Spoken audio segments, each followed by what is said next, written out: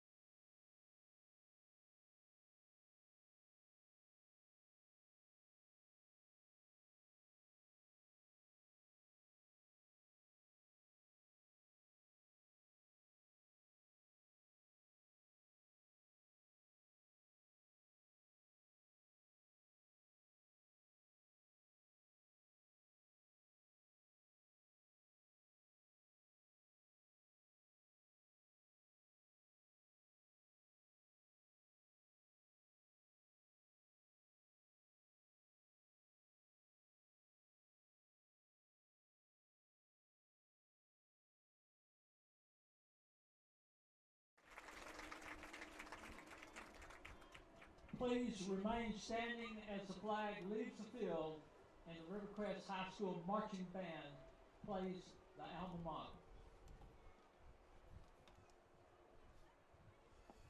So, we play pretty good, or not like that? That's what I was all for. Yeah. Like, they scored a touchdown all year. Okay. One touchdown all year. All year? Because I was looking at that during the Truman game. I was looking Check.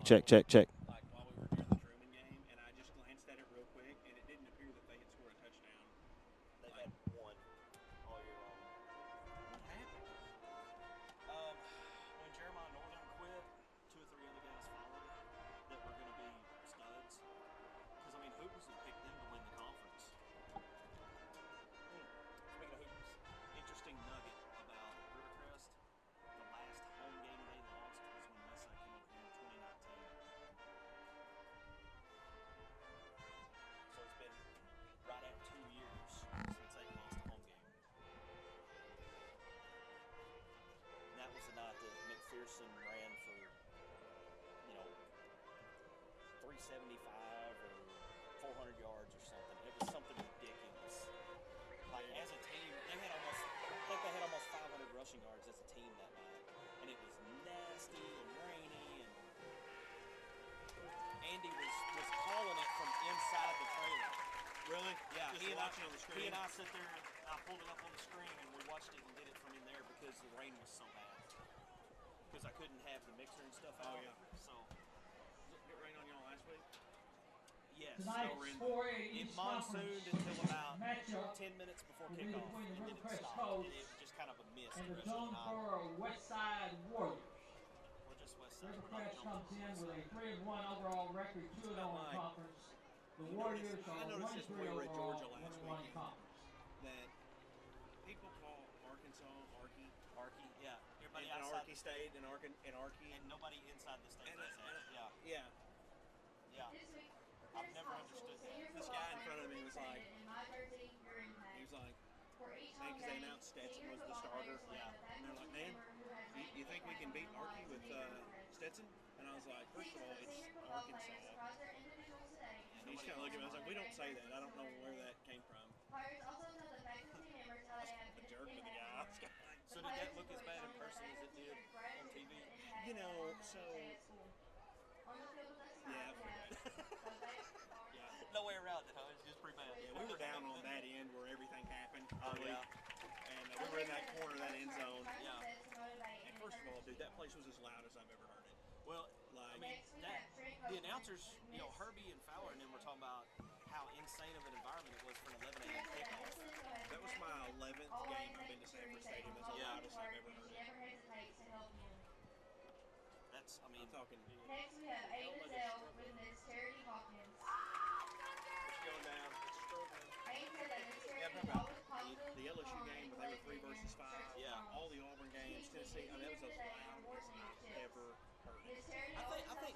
played up the whole disrespect thing because Arkansas was kind of the media darling at that point. I think he kind of played that up, and it. I tell you what's pretty cool is like he told the student section to get there as soon as the gates opened, and we walked in like an hour early, and it was full. Student section was full. I mean, normally like when they do the pregame, you know how it is at every game. Like, fans are still kind of filing in. Dude, that place was full for the band pregame. And just, I said, dude, this is nuts. I mean, it was one of those like you would turn, like I tried to say something to Audrey, and it was like, Yeah. I mean, she couldn't hear me. When they like when it's like a second false start, you couldn't. I mean, it was just like it rattled your brain. Yeah. I've never heard anything that loud. Well, when I saw, I think it ended up being like 3 false starts before they finally snapped the ball. And I knew at that point, like, if we don't get something big right off the bat, we're in trouble. Yeah. No, we were there, and we were like, we just want this to be a pretty good game, you know? And Yeah. Dude, they got the second false start, and we just kind of looked at each other and we're like, Yeah, it ain't. there was this Arkansas fan I had met at game day, and we figured out he was sitting like 3 rows up behind us, and I turned around and looked at him, and I was like this. I was like, he's like, Yeah. and I'm gonna tell you something else too. Where we were sitting, I told Audrey on the block punt, I said, Temperature "Why kickoff they tonight lined up will be that way?" 79 degrees with a wind I out of the said, south "We're at gonna block 5 it," miles per hour. sure enough, dude, he just walked. Yeah. Officials for tonight's And they almost ball blocked the game, one before that. referee Jeff But- Kincaid, Of umpire course, I can't Eddie say much about Elliott, and Will Muschamp. head linesman Terry He had Johnson, 3 illegal line formations judge Chad Dewey, and back 3 judge consecutive possessions Caleb on the special Ingram. teams. Yeah. Starting lineup for the Colts About as tonight. soon as teams hit the field, we'll probably come in as At they're wide coming on receiver, the field. number 1, Latham. At quarterback, number 2, Mike Sharp. I'm gonna try to work both of these, but there's gonna be a At delay, split so I think it's receiver, gonna mess with me. number 3, Clay Parks. At tight end, number 4, Brandon Brownlee. At wide receiver, number 11, All right. Mike Rayner. Got me? At fullback, Let's see. I think you're number 2 here if you don't have enough volume, so should be good. at guard, number 51, Trent Copley. At guard, number 56, Octavio Chirinos. At tackle, number 57, Shaitan Williams. At center, number 72, Andre Harris. And at guard, number 74, Trenton Kimbrough.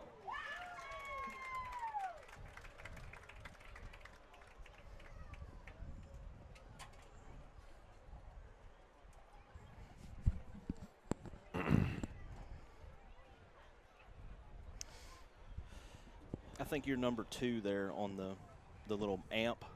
Okay. If you need more volume All or right. less or whatever. Party. So Party. see, they're getting ready to do coin toss, aren't they? Party. Yes. All right, I'll bring us in as we're doing coin toss. Okay. Hey, Richard, I'm gonna bring us in as we're doing coin toss here.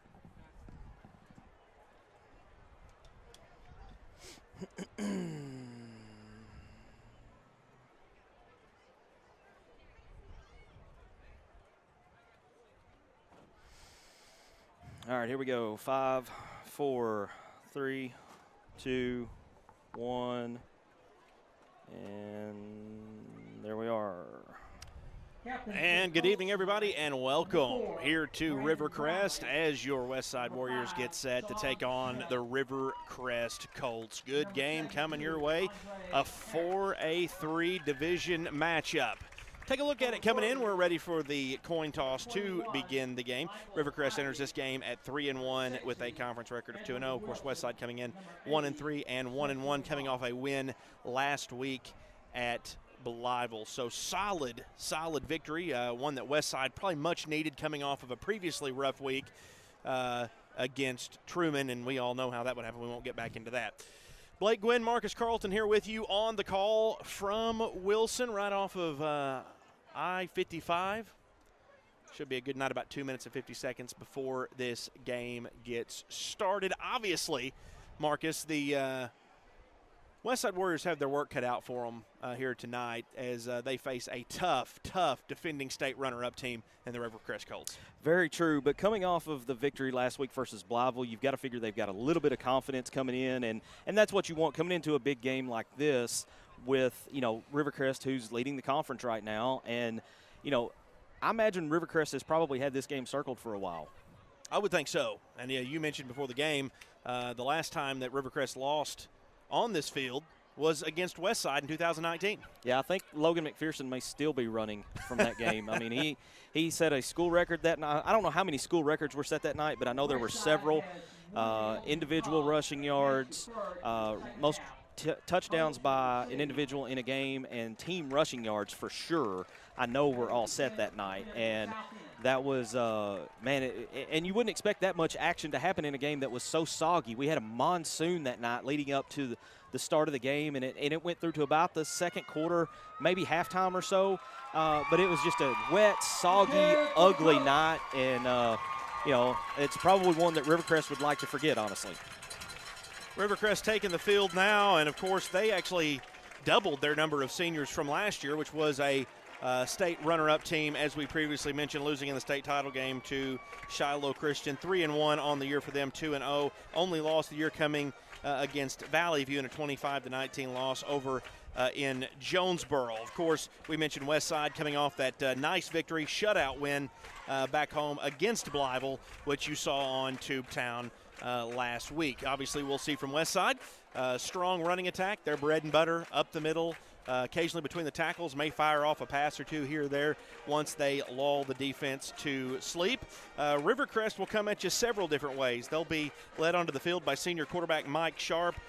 He took some reps early last season at quarterback, and then he broke his arm.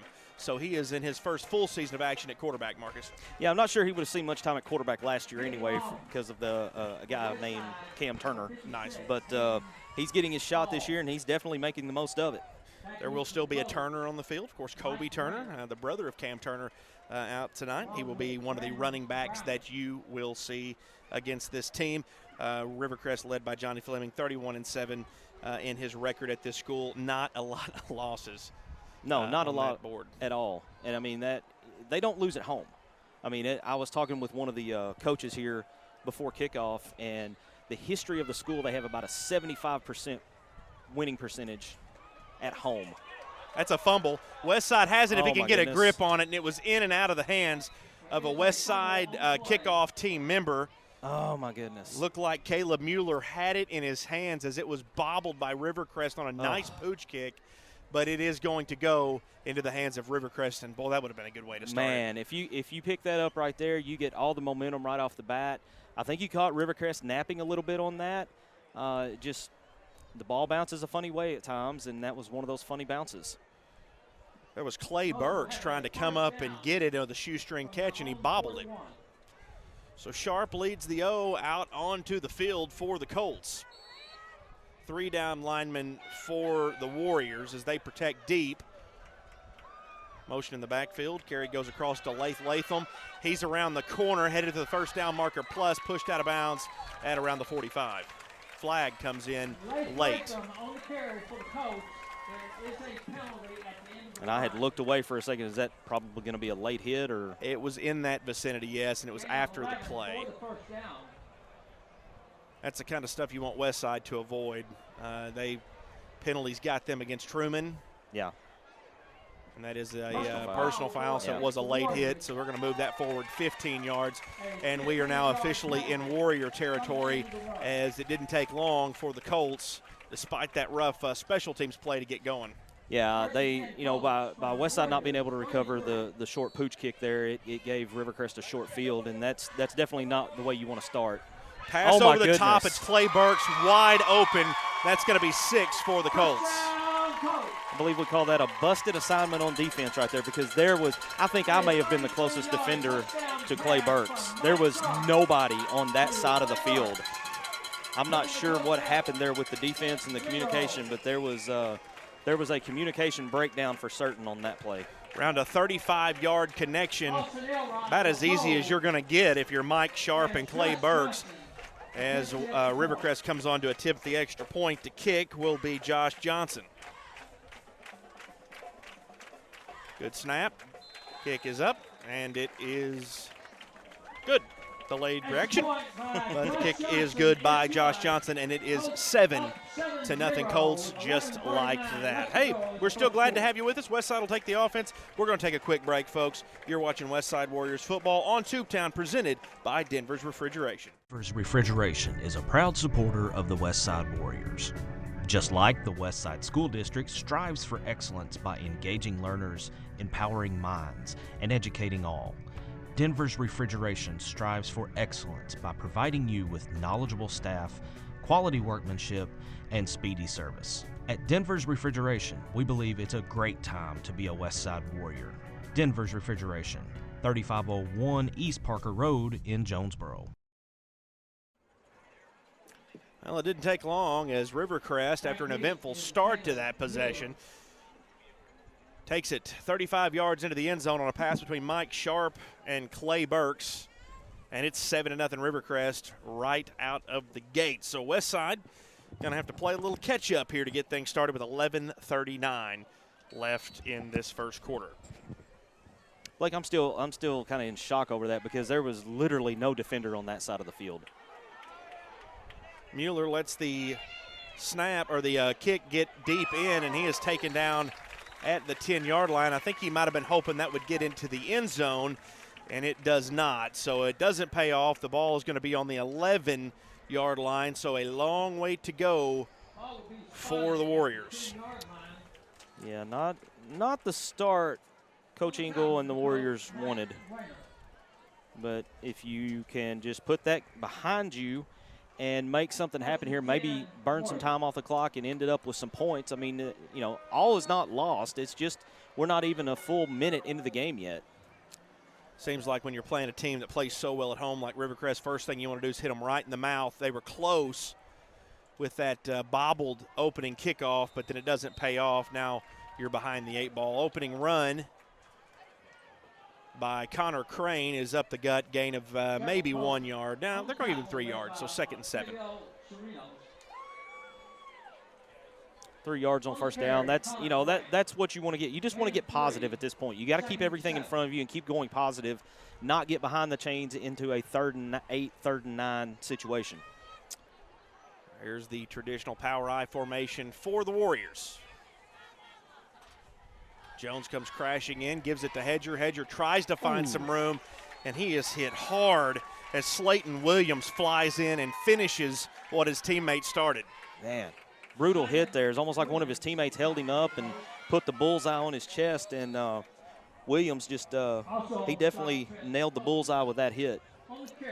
5'8", 204-pound junior. That'll work. I'm thinking Cameron Hedger probably thinks he weighs about 250 right now.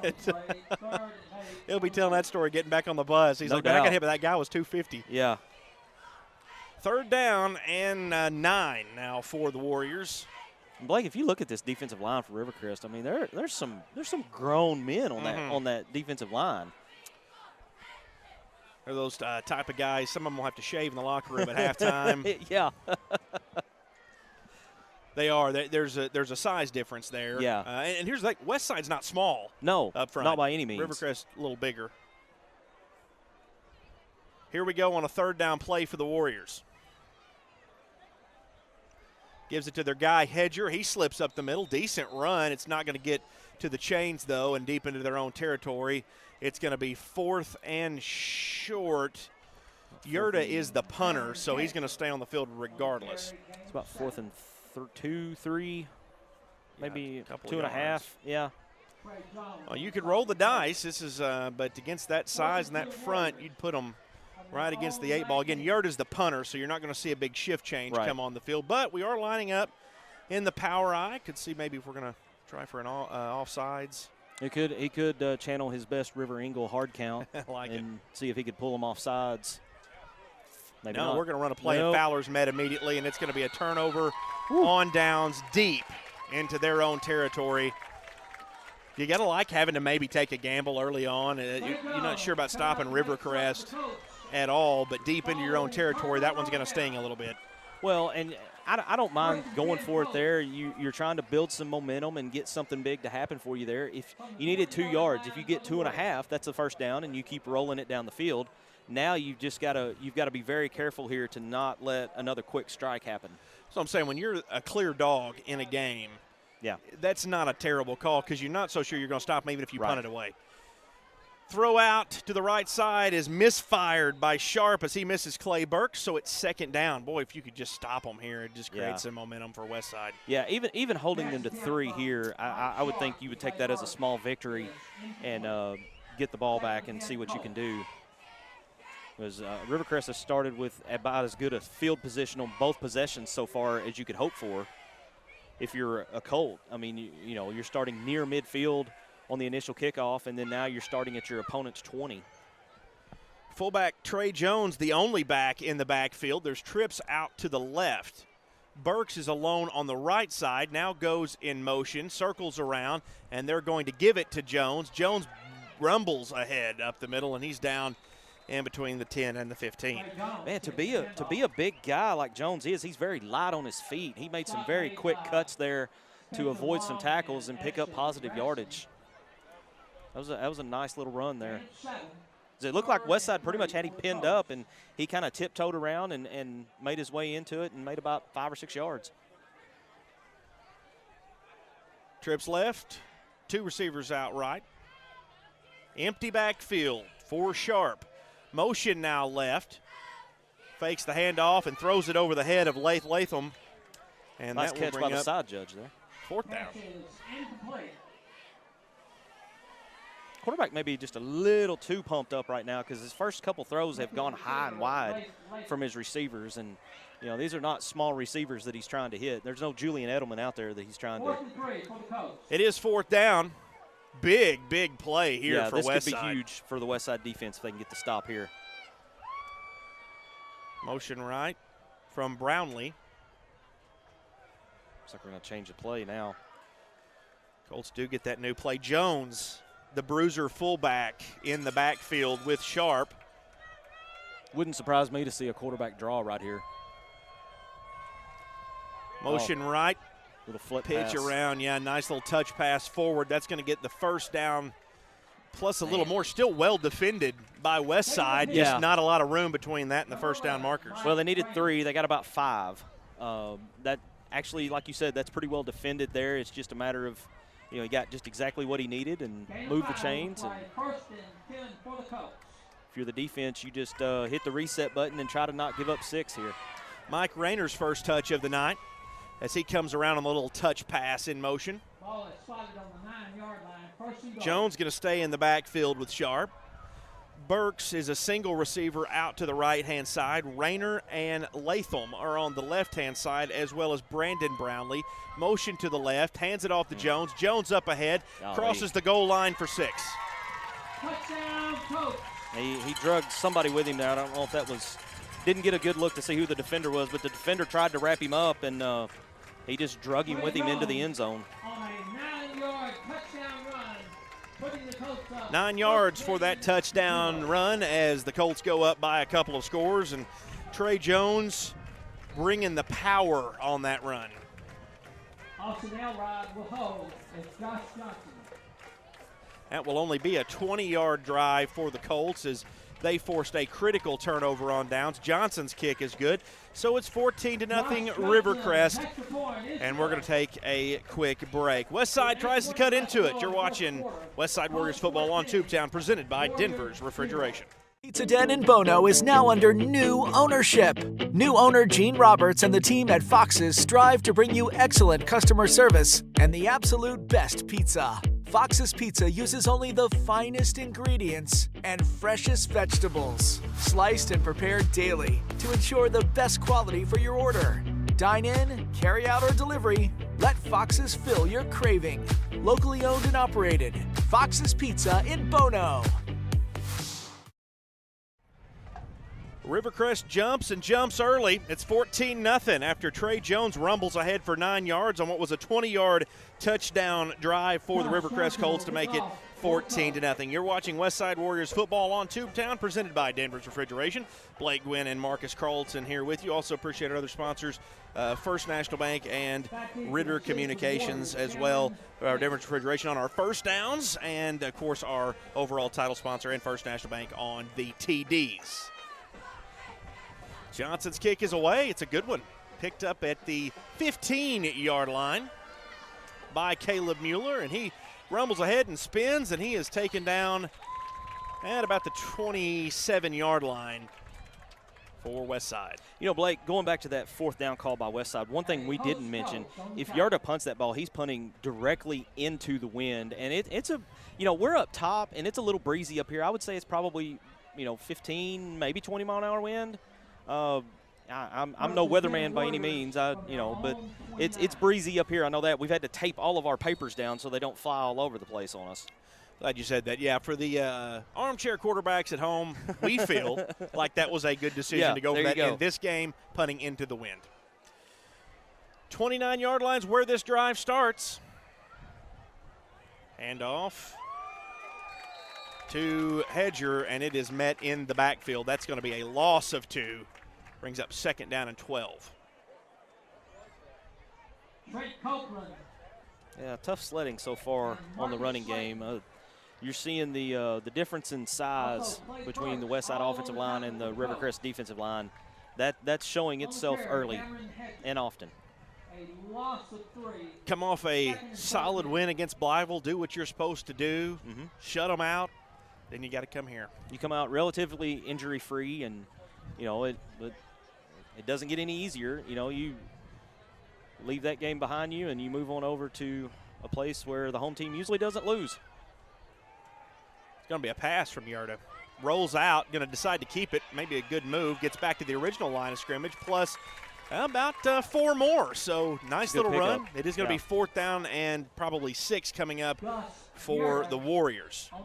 And again, that just, I sound like a broken record, but that shows the importance of getting positive yardage on first down, is to stay ahead of the chains to where, he had a nice run there. Any other time, if you're not way behind the chains, that's going to go for a first down.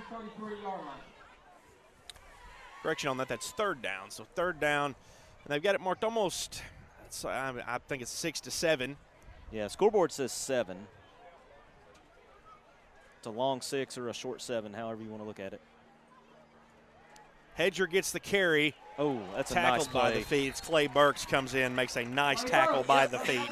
That's got to be frustrating for Westside, because that play was blocked really well, and Burks comes through and makes a very athletic play, diving over a Westside blocker to make the tackle. And I mean, what do you do with that? There's not much you can do there. There are good athletic plays, and that was one of them. And that's just, you tip your hat to your guy, and unfortunately, Westside's going to have to come off the field on 4th down. Yarda punts. Punt is away. Low kick.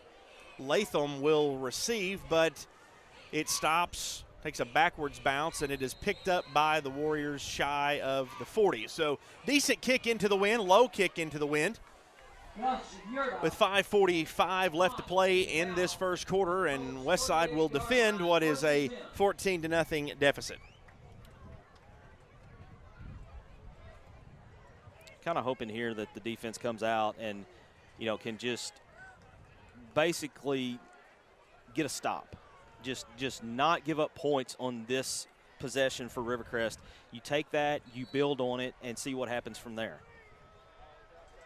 Drive begins on their own 38. Motion to the left. Rayner takes it on the pitch forward. He's across the 50, cuts up and taken down by a group of Warriors just shy, but they have now moved into Westside Warrior territory across midfield. Yeah, Rasden got a hold of him there and held him up until some of his teammates could get there to help him put him on the ground, but it wasn't without a first down being picked up before that happened. But if Rasden doesn't grab a hold of him there, he's probably gone to the house for 6 more. New set of downs coming for the Colts. They're just moving the ball at ease right now. About anything they're doing is working. Jones will be in the backfield.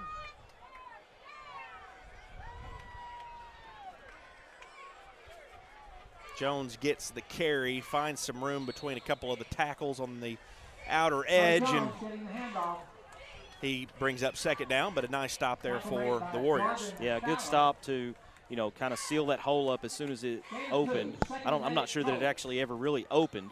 The defenders held their ground and was able to get the stop. And that's, in this type of game, that's what it's going to take. Just one play at a time, try to stack them on top of each other until you get something good to happen. You've got them 2nd and 8 here. You know, if you can give up 1, maybe 2 yards here, or even maybe throw somebody for a loss, then you're in business with 3rd and long. Marcus Slayton now in the backfield with Sharp, but he passes it out left side, complete to Latham, and he jumps out of bounds. Shy of the first down marker. He picks up a few, so it's going to have a 3rd down play now for the Warriors defense. Yeah, it looks like he got about 5 on that, so you're going to look at 3rd and 3 here. If you're Westside, you have a pretty good idea of what's going to happen here. You know, they're going to line up and try to run right over you with it. You just have to try to be ready for it and, you know, stay at home with your assignment. Slayton, the back in the backfield again. Burks and Brandon Brownlee out to the right-hand side. Latham is on the left-hand side. The run goes to Slayton, and Slayton rumbles ahead. The freshman gets his first carry of the game and picks up the first down. That's a lot of momentum. Once he gets going, he's hard to bring down. Man, he's a freshman too, man. He's big for a freshman. Yes, sir. Yeah, what are you going to do if you're about half that size and he comes at you at a full head of steam and you're standing still? Yeah. Brownlee goes in motion out to the right side now. There are 2 Brownlees for the Colts. Number 4 is Brandon Brownlee. You'll see number 7 occasionally, Braden Brownlee.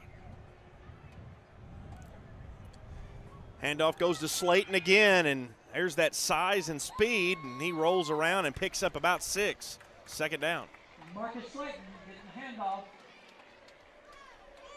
5'11", 237 pounds, and runs that way. Wow. That's just not fair. That's cheat code stuff.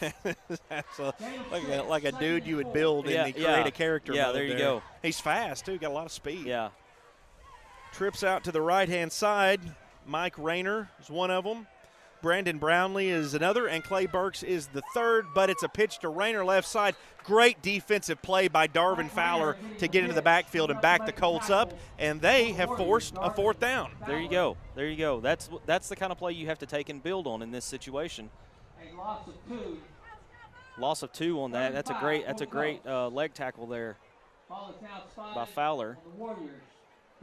Rayner's quick. That's not an easy open field tackle. That is not, no. No, open field I've always been told open field tackles are the toughest ones to make. Yeah, I've never personally made one myself, but me I neither, wouldn't really want to. 3rd down play coming from Slayton, and he rumbles ahead. He is shy of it, though, so that's a good stop. He's going to get 3 yards about every single carry. It's 4th down and 2. I mean, he ran over a couple guys to get to that point. I mean, the thing with him, he's just a freshman, so chances are he's not done growing yet either. No, he'll probably pick up a few more inches in height. Yeah. Add some muscle. Slayton gets it again. That's a 1st down easily before he's even touched. And so they're moving the chains now officially in the red zone. You know, they may be lining up in the shotgun and spreading things out, but this is some traditional Rivercrest power football right here. I mean, it's just line up. This is what we're going to do. Stop it if you can. Yep, that is. We've seen that for years out of the Rivercrest Colts, and it's worked every single time. Trying to think of a time when I came over here and it wasn't working. Kelly Chandler, all those years. Yeah. Oh, you make that tackle there. That gets them a little bit behind the chains. Now you're inside the 5-yard line. Nice little bubble screen by Clay Burks. Nice pitch and catch from Mike Sharp. And they're knocking on the door. Minute 30 left in this first quarter, trying to go up by 3 scores. 2nd and 2. Going to stay with Slayton. It was Trey Jones the first 2 drives. It's been Slayton the majority of this one. Brownlee goes in motion, pitch forward. He turns the corner, and he gets in. Brandon Brownlee with the short touchdown, and that's going to make it a 3-score lead for the Colts. Touchdown run by Brandon Brownlee, putting the Colts up 20-0.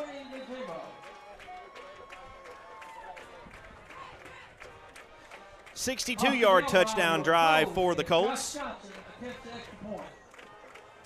Finished off by Brandon Brownlee on the 6-yard touchdown run. Johnson will try to complete the extra point try. He's 2 for 2 tonight. Kick is up. It's low, but it is good. So he is 3 for 3. Josh Johnson is on his extra points. That puts Rivercrest up 21-0. We're going to take a break. We'll be right back. This is Westside Warriors football on Tubetown, presented by Denver's Refrigeration. Begins with a click. And just like that, you were immersed in a world of wonder. Education, entertainment, information. Connect with family and friends from around the block or around the world. So when it's time to connect, Ritter Communications will be there to make it happen. With speeds up to 1 gig. Ritter Communications, connecting you to what's important. If you're somebody who believes in pacing yourself, tell that to the Rivercrest Colts, because they are off and running. 21-0 is the score, as they have scored 3 times consecutively and with relative ease going down the field. And Westside giving a valiant effort on the defensive side, made some good plays, brought some 3rd and 4th downs up. But the power running game of Rivercrest just paying off so far. Yeah, they definitely hit the turbo booster right as soon as the light hit green, and they've not let off the accelerator yet. Everybody runs by the kick, and they're going to get kind of lucky on that one as it gets into the end zone. Everybody thought somebody else had it, but it gets into the end zone. It's going to end up being a touchback, which is just fine. If you're Westside, they'll start on the 25. That's the happy accident you want right there, because otherwise you're probably going to be pinned inside the 10.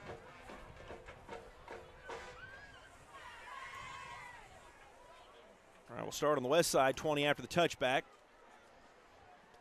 Minute 10 left. The start of this game is reminding me of what we saw in Athens last Saturday.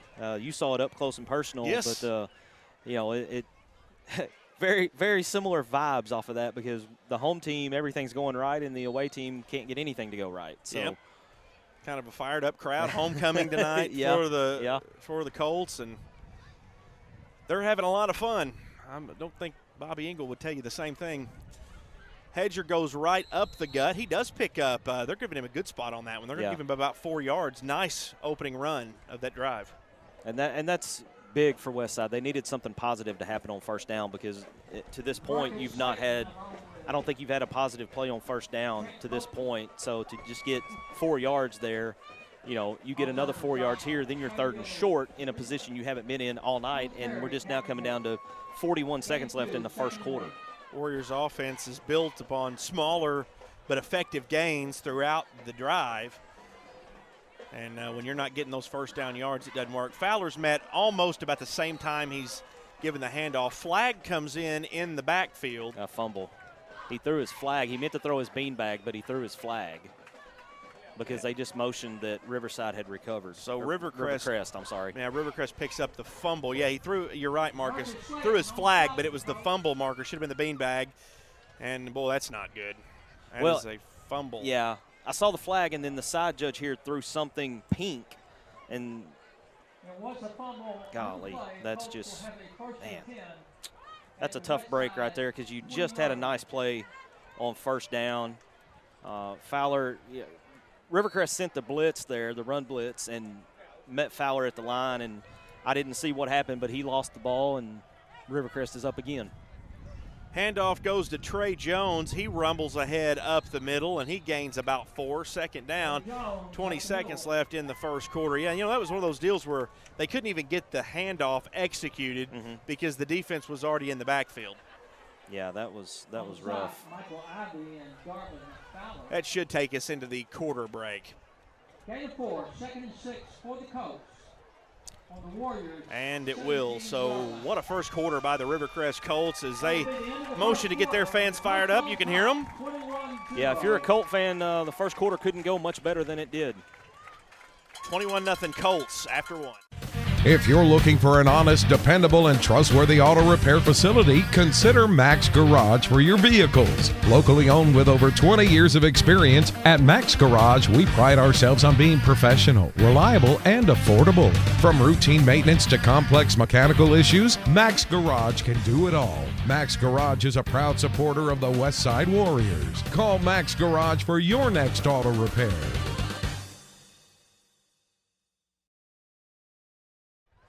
You're watching Westside Warriors football on Tubetown, presented by Denver's Refrigeration. We're here at Rivercrest, just off the interstate of I-55. As you can see, major commerce highway there. Lots of big trucks. You can hear them. You can see them. Occasionally they'll toot the horn for us as they go by. Rivercrest off to a great start. They start the second quarter with a 21-0 lead. Westside trying to get something going. Fumbled on the previous possession, so the Colts will take over on their own 21, or on the Westside 21-yard line. 2nd and 6 for the Colts, for the Warriors. Second down play coming your way. 17-yard line.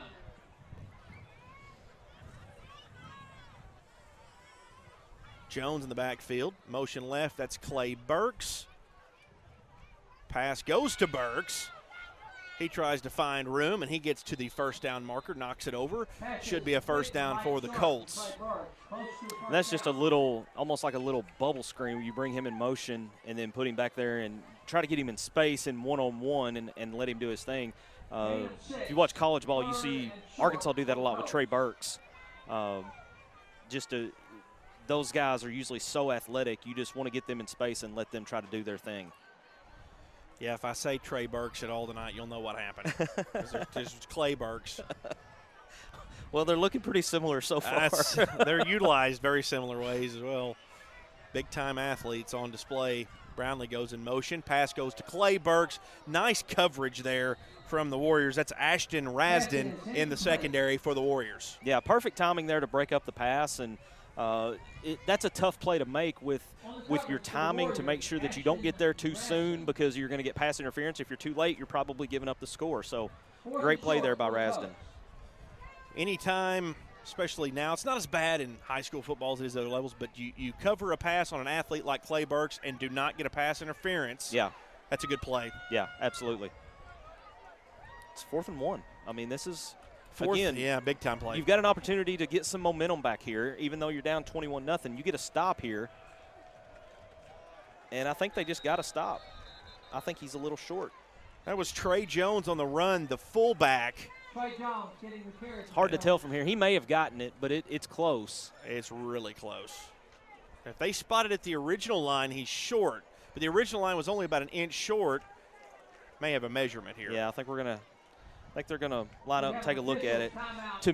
Initially, to me, it looked like he was stopped short, but it depends on left foot, right foot spot. So I think it's short. I think so, too. This is big if you're Westside's D. This could be a huge stop. Oh man. 1st and 10, Colts. Well, there you go.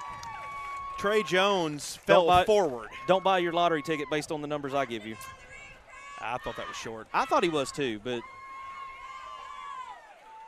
not down there. So yeah, we're up here. We're a long way away, and I mean, I'll throw it out there. I'm a little biased, you know. No, naturally. I'm trying to bring in a little good juju right now. So listen, if you're a Colts fan, watch your broadcast. Love to have you. We try to keep it. We love high school football in general, but it is a Westside Warriors broadcast on Tubetown. So occasionally, there on might plays be like that, there might be a little bit of that. We try not to, but. Well, we love you anyway. We're glad human, you're here. You know? We're glad you're here. We really do. You might have already turned the sound off by now, too. So that's true. There. Yeah, there's a good play. Oh, it's a nice defensive play by the Warriors. Ivy? Yeah, Michael Ivy in the backfield immediately. I think that was 21. I know Fowler was in there, too, but. Yeah, I believe it was Michael Ivy, so nice play. Yeah. So Colts are behind the chains now on second down, 2nd and 11. Warrior 12. Well, that'd been a big stop to have. Man. That 4th and extremely short. It would have been hard to do with Trey Jones, period, but they got as close as you probably could have asked. Jones did fall forward. That's probably the shortest gain he's had to this point. That's probably right. Jones again in the backfield, motion left. Brownlee takes the pitch and hit immediately in the backfield. There's Darvin Fowler as he says hello. There you go. That's the kind of play that you've got to have because they've run that same play with a lot of success. So when you see him start to come in motion, Darvin kind of jumped the play a little bit, and it paid off. And now you're looking at 3rd and about 15, maybe? 3rd and 15. 3rd and 17. Well, scoreboard says 17, PA announcer says 16. I said 15, so. Let's go with 16. Yeah, we'll split the difference and show a little compromise there. 3rd and 16, and you got to smell blood in the water if you're the Westside defense. This is probably as far back as they've had them all game long. Absolutely. They're pinned back at this point. Motion right from Rayner. Sharp rolls out. Ooh, nice block. Finds Rayner, who was in motion. And he's going to be short of the first down marker, and it's going to be 4th and 6 for the Colts. Josh Johnson does have a decent leg. He's 3 for 3 on extra points tonight. He's standing near the coach, maybe wanting his chance, and we've got a timeout called. A gain of 9 on the play. Timeout Warriors. That's their first of the half. 9:42 left to play in this game. Rivercrest leads at 21-0. We're going to take a quick break.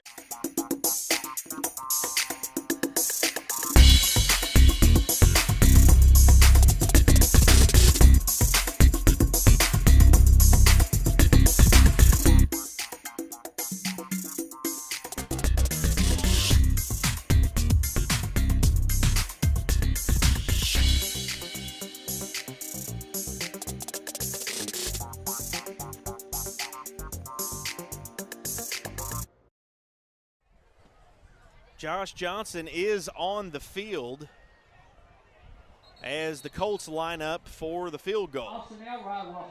It'll be about a 25-yarder for the Colts. Johnson 3 for 3 on extra point attempts tonight. This is, again, a 25-yarder for Johnson. Snap is up. Kick is up. And it's wide right. Yeah, wide right. It is wide right. That's a win for the Westside defense. I mean, Absolutely. that's a big momentum gainer. I don't want to say it's going to swap all the momentum when it's 21-0, but at this point, you're taking any little victory you can get, and to stop them on 4th down and have them come up empty for the first time tonight, that's definitely a play that you can take and build on. Now, if you can get your offense moving down the field a little bit, if for no other reason than to give your defense a break. You know, you need one of these long sustained drives of multiple plays, maybe a couple first downs, just to give your defense a good breather and maybe put a little fatigue on this Rivercrest defense. Ideally, you wouldn't be down 21-0 to Rivercrest, but if you can get a score, you're within a couple of touchdowns. You have proven that you can make a stop. Right. Westside defense has looked pretty solid tonight. I know you wouldn't indicate that early, but they have made some really good plays. Well, if you're just looking at the score, it doesn't look like they've played that well. But considering Rivercrest has started with a short field every time they've scored. Here's a free play. Should be. They look like, golly, it looked like to me Rivercrest jumped off sides there with the defensive end, but I don't see a flag anywhere. So no laundry on the field, so it's going to bring up 2nd down. You know, really the one play, the plays have not been, when you look, there's been a 9-yard touchdown run by Trey Jones, a 6-yard touchdown run by Brandon Brownlee. The real play that would stand out to you as a busted play would be the initial Sharp to Burks 35-yard touchdown pass. But the others have been in small burst and good gains. They forced 3rd and 4th downs, and on this past one they forced a missed field goal. So you got to be okay with that defensive effort, even though the scoreboard doesn't necessarily reflect it. There's a good run. Yeah, there's Hedger moving ahead. That's a good Cameron Hedger run. We've not seen one of those just yet, and it's going to bring up 3rd and 1, maybe. Yeah, 3rd and short. 3rd and 1. White Lancaster. Gosh, you got to get this first down here and stay on the field if you're the Westside offense. On the carry, Cameron. A big play. You need to get in Rivercrest territory. Gain of 5, 3rd and 1 for the Warriors. Got Hedger, Crane, and Fowler in the backfield for the Warriors. Oh, it's a good call. I like the quarterback sneak there. You've not run that yet tonight. Looks like you're going to get just enough to get the first down. Yeah, there's the indication from the white hat. So first down Westside. Their first down of the night. First Denver's Refrigeration first down. On the quarterback keep, Gus That's big right there because you're starting to prove that you can move the pile a little bit there. 32. You know, you've had a couple of really good back-to-back runs. You had the Hedger run for 8, and then you had the quarterback sneak. I think you caught him napping a little bit there because we've not seen the quarterback sneak to this point. 8 minutes left in this half. Yerda under center. New set of downs coming for the Warriors. Pitch out to Hedger. Tries to find room, and he is hit. And there's a flag out on either side of the line of scrimmage there. One closer to the end of the play and one on the line. Have a holding is at least one flag. Well, where the other one was thrown, it's probably going to be a hold as well.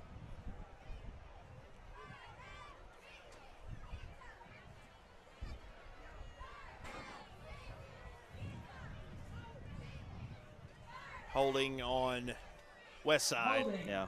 That's 10-yarder. A 10-yard penalty from the spot of the foul. Repeat first down. First down again. It's going to be first down in around 20. Yeah, that's a tough break. Ball is spotted at the and that's not what you wanted. You were moving it a little bit. Now you're big time behind the chains. May get an opportunity to see our first true passing attempt from Gus Yerda. We saw one rollout earlier. He decided to keep it. Apologize to our audience. We had a camera freeze up on us that didn't want to move when it was supposed to move, but we've got it fixed now. So there is the pass by Yerda. Man. Decent pass, but well defended on the outside by Kevin Morris. And it'll bring up second down and long for the Warriors. Good looking pass there. It's, you know, the route was there. It was just a great defensive play made. On the coverage for the Colts, Kevin Morris breaking up. Yerda's first pass attempt of the night. May see another one or two pass attempts before this is all said and done with, as they're backed up quite a ways away from that first down marker. She's around a little over 20 yards away at this point. Yeah, second and 20. You've got the wind at your back. I mean, let one fly. The ball is at the 20. First down marker is right about the 43. Handoff to Connor Crane, moves it out to the right-hand side, had a little room to run. He's met pretty quickly by some Colts. Took their sweet time blowing it dead there. And it's going to bring up third down, and that's going to be probably about 17 yards. And the first down marker is at the Westside 42. So they've got a ways to go on third down. Yeah, what do you have in your bag of tricks for 3rd and 17? On the west side, there's not a ton. I don't know that there's a ton of good plays like that if you're playing Madden, much less real life games. So, not a passing team at all, and this one's difficult. We'll see what they do. That trips out to the left. Going to run a screen pass to Cameron Hedger.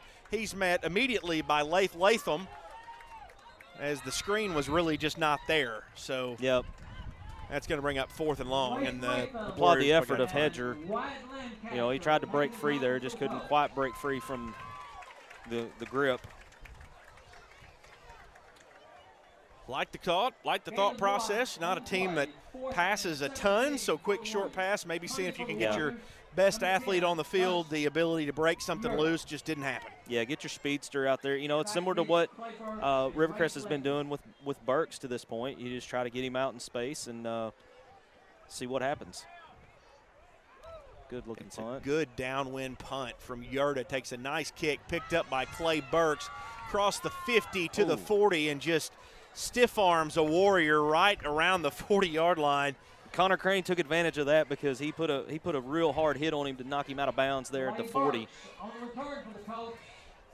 You had two bang plays. You had Burks with the stiff arm there, and then Crane came in and got him from the side.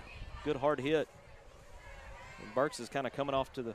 Well, I thought he was coming off to the side. His chin strap had come undone, and I thought he was coming off the side, but he's just getting out here to his receiver position. Drive starts at the 40. That would be the Warriors' 40. So good field position again for the Colts. Jones rumbles ahead, picks up 7, second down. Trey Jones on the carry. I think we have a flag. Yeah, I see a flag on the field. Tackle made by Edward Right Wilson. about where the play came to an end. Yeah. Just have to wait and see what the signal is on this one because I didn't see anything from our vantage point. A hold. Hold on the Colts. Hey, Will go against the Colts. you'll take it. So they'll repeat first down, but from quite a ways back where they were at, that's a spot foul, so it's 10 yards from the spot. So it's going to bring up, let's see, it's going to bring up about 1st and 15. Colts will now have a 1st and 16. Well, if defense could stand and throw somebody for a loss on this, then you're in pretty good shape there. Rayner takes the pitch forward, across the 40-yard line. He's taken down finally by Montana Neely and Darvin Fowler.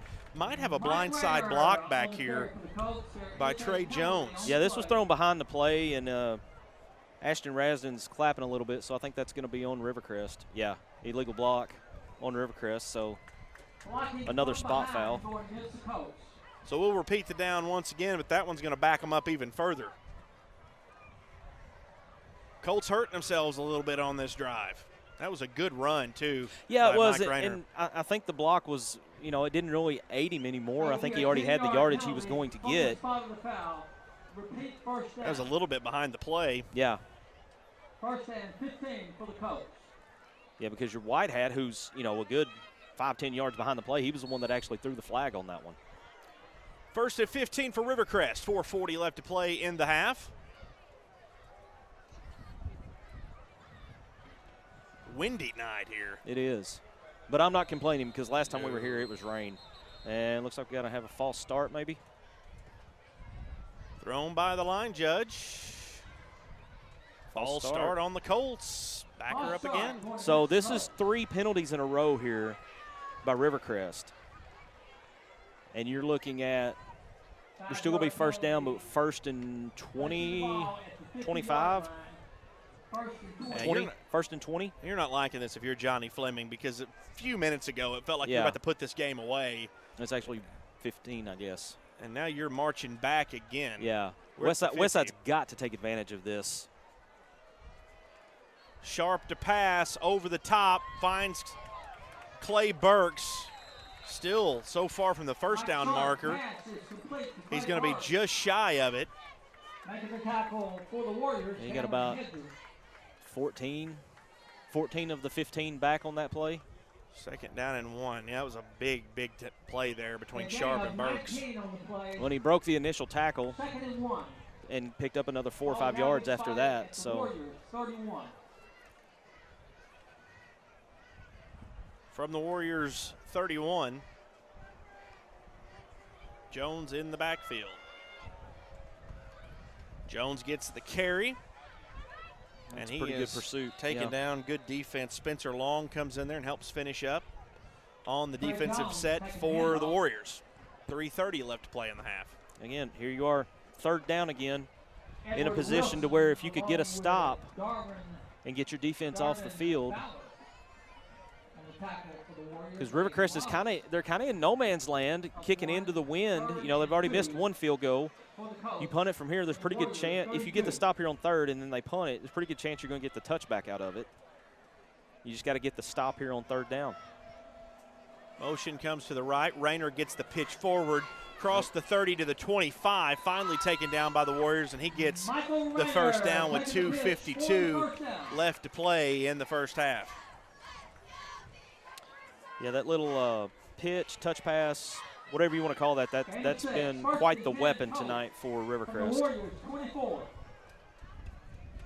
Rayner and Latham out left, Burks to the right, as well as Brandon Brownlee. Brownlee in the slot to the right. Motion by Brownlee to the left. And the pass goes to Latham, and that was almost. That hit Crane in the foot.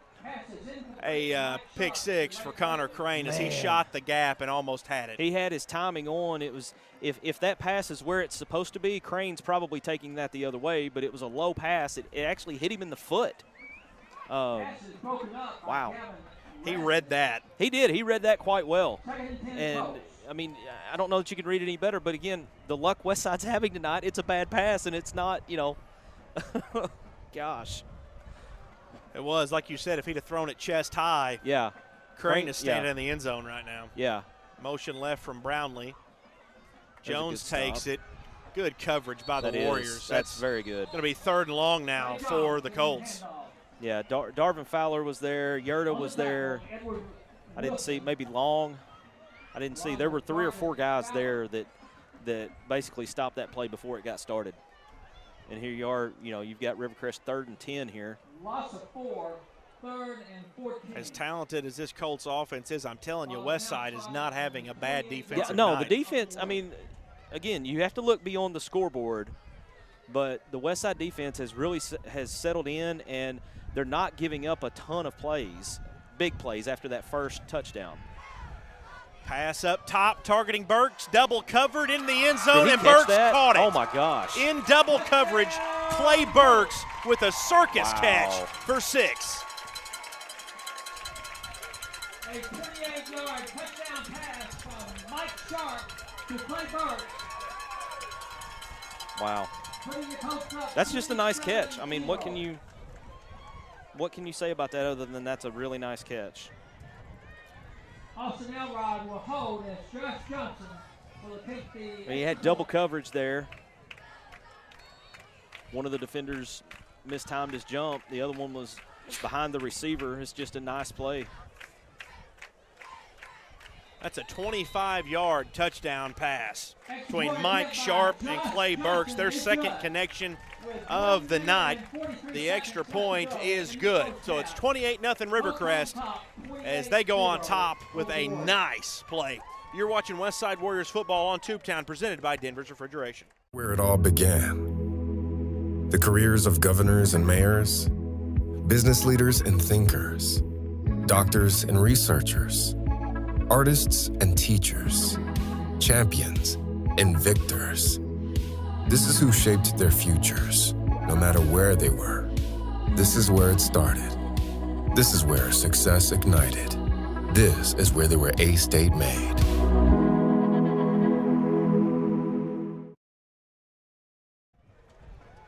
Well, the talent was on display on that previous play as Mike Sharp connects with a double-covered Clay Burks in the end zone for a 25-yard touchdown pass to make it 28-0 Rivercrest. Well, and when that ball was in the air, you know, the wind kind of he threw it high because he was just trying to throw it up where his receiver could go get it, but the wind kind of held it up a little bit. Westside had 2 defenders in the vicinity of it, and I thought, okay, there's a pretty good chance that they're at least going to break it up, but, I mean, again, Burks with just an insanely athletic play to come down and get the 6. Kick is bobbled by Westside. It's on the ground. Several Colts in the vicinity. Looks like Westside may have picked it up. Oh, that was close. I think he fell on it. I think Westside fell on that.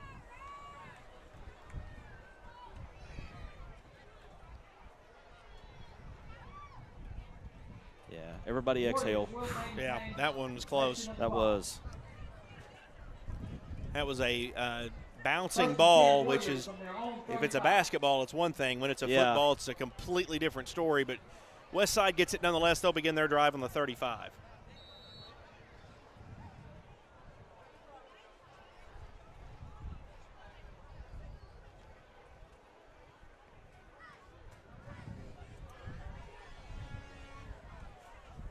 It's a good run by Fowler. Yeah, Fowler breaks up the That's middle. a first down. And then picks up the first. Nice run by Darvin Fowler. Gets a good block and then just powers ahead to start this Westside drive. Minute and a half left to play in the half. Probably the best blocked play, blocking that we've had on a play all night. The lead blockers and everybody picked up their assignments almost perfectly on that one, and the result is a first down. New set of downs from the 45. The Warriors have it. Minute 15 left to play in the half, so time is of the essence. They do still have 2 timeouts left. Handoff up the middle. Gets about 1 yard, brings up second down and 9. 1 minute now left to play on the clock. Got to start thinking about a timeout at some point if you'd like to put one on the board. Again, Well, 2 left for Westside. You know, I mean, it wouldn't – Westside's got the wind at their back, and, you know, it feels like to me the wind may have picked up a little bit here in the last few minutes. So, you know, if you're going to try something big, now would be the time. 35 seconds now left in the half. Run. That's a good run by Yurda. Yurda. Rumbles ahead, doesn't quite make it to the first down marker, but still gains significant yardage. So you got about 9 on the Brings up third down, running. 20 seconds left to play, and like Westside may just stand pat here. 10 seconds left. Try to get off one final play as they hurry to the line. 5 seconds now left. 3, 2, and the handoff gets away just up the gut to Darvin Fowler as the horn does sound. Warriors do have possession after halftime. As we go to halftime, they lead. They trail 28-0 to the Rivercrest Colts. We're going to take a break, and then we will get you the second half of action of this one coming up shortly. You're watching Westside Warriors football on Tubetown, presented by Denver's Refrigeration.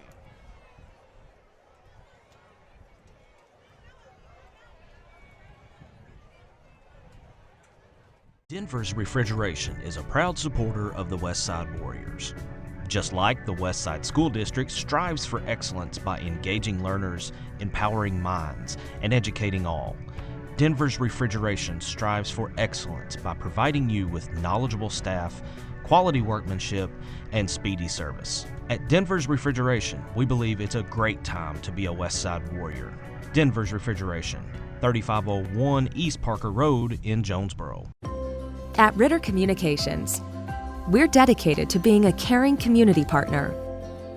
We invest in the communities we serve by supporting local nonprofits, academic programs, local athletics, and events that bring us together.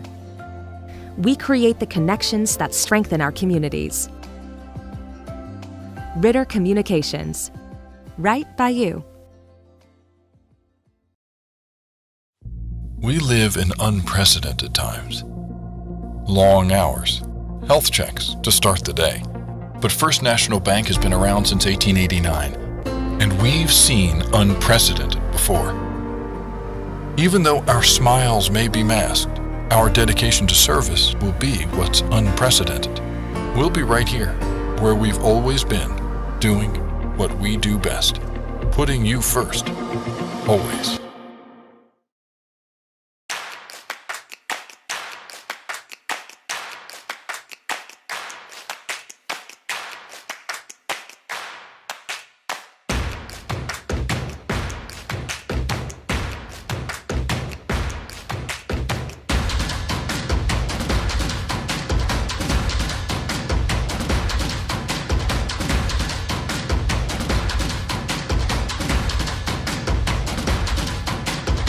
Fox's Pizza Den in Bono is now under new ownership. New owner Gene Roberts and the team at Fox's strive to bring you excellent customer service and the absolute best pizza. Fox's Pizza uses only the finest ingredients and freshest vegetables, sliced and prepared daily to ensure the best quality for your order. Dine in, carry out, or delivery, let Fox's fill your craving. Locally owned and operated, Fox's Pizza in Bono. My name is Donna Ann Lucy. I am from Caraway, Arkansas. I had been having trouble with my internet. You got a lot of important things that you do from the internet, and you don't want to miss anything. I usually use it to book rooms to watch my granddaughter play basketball. They had someone out that day, and it was back up within 20 minutes. And it makes me feel so good to go there and take care of it, you know, and see the smile on her face, man. That makes my day right there. This is where it all began. The careers of governors and mayors, business leaders and thinkers, doctors and researchers, artists and teachers, champions and victors. This is who shaped their futures, no matter where they were. This is where it started. This is where success ignited. This is where they were A-State made. I'm James Finley, and I'm from Jasper, Arkansas. We came in to have my mother's service turned on, and she needed to pick a plan. They were patient, answered every question, and there were a lot of questions. We just took our time with her and wanted to make sure she had everything she needed. You could see that they genuinely cared about my mother. I don't want to go into a store and be treated like just another number. That's not how we roll in Jasper. Treat people how you want to be treated. If you're looking for an honest, dependable, and trustworthy auto repair facility, consider Max Garage for your vehicles. Locally owned with over 20 years of experience, at Max Garage, we pride ourselves on being professional, reliable, and affordable. From routine maintenance to complex mechanical issues, Max Garage can do it all. Max Garage is a proud supporter of the Westside Warriors. Call Max Garage for your next auto repair. My name is Raynessa Chandler. I am currently the manager of technical support for Ritter Communications. Ritter is like family in more ways than one. My aunt retired after 33.5 years here, and currently I have 2 cousins that work at Ritter. We have a variety of talented individuals. They motivate us and encourage us to do the right thing. We're grateful for the opportunity to work at a place such as Ritter and to be able to help others, because that's what it's all about, serving others.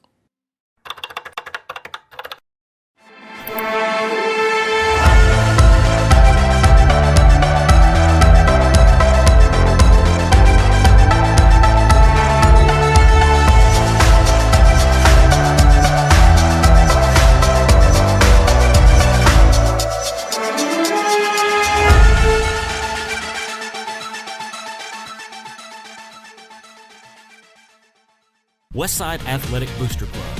We're the team behind the team. Becoming a member of the Westside Athletic Booster Club is a rewarding and valuable contribution to the Warrior Nation, our school, and most importantly, our student athletes. The purpose of the club is to promote athletics at Westside High School in an atmosphere that is consistent with the educational philosophy of the school community. Check out our Facebook page for more information on how to become a member. Westside Athletic Booster Club. We're the team behind the team.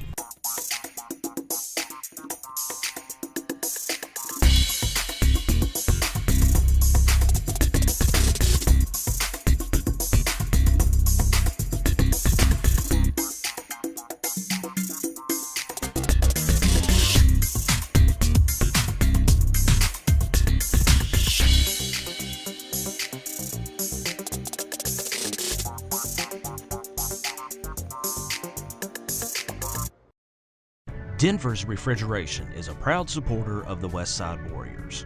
Just like the Westside School District strives for excellence by engaging learners, empowering minds, and educating all, Denver's Refrigeration strives for excellence by providing you with knowledgeable staff, quality workmanship, and speedy service. At Denver's Refrigeration, we believe it's a great time to be a Westside Warrior.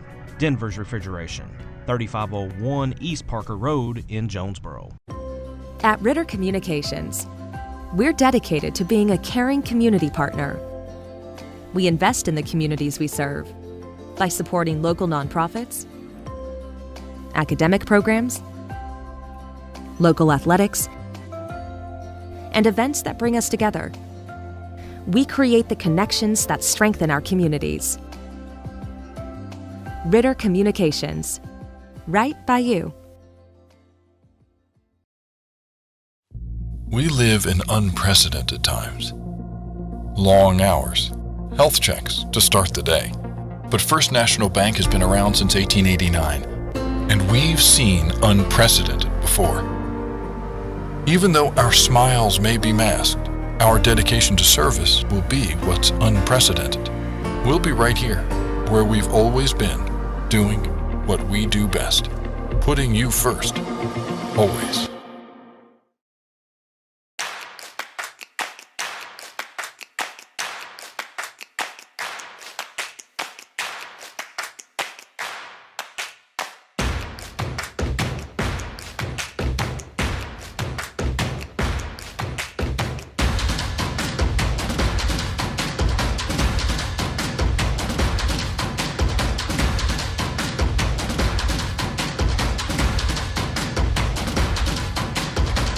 Fox's Pizza Den in Bono is now under new ownership.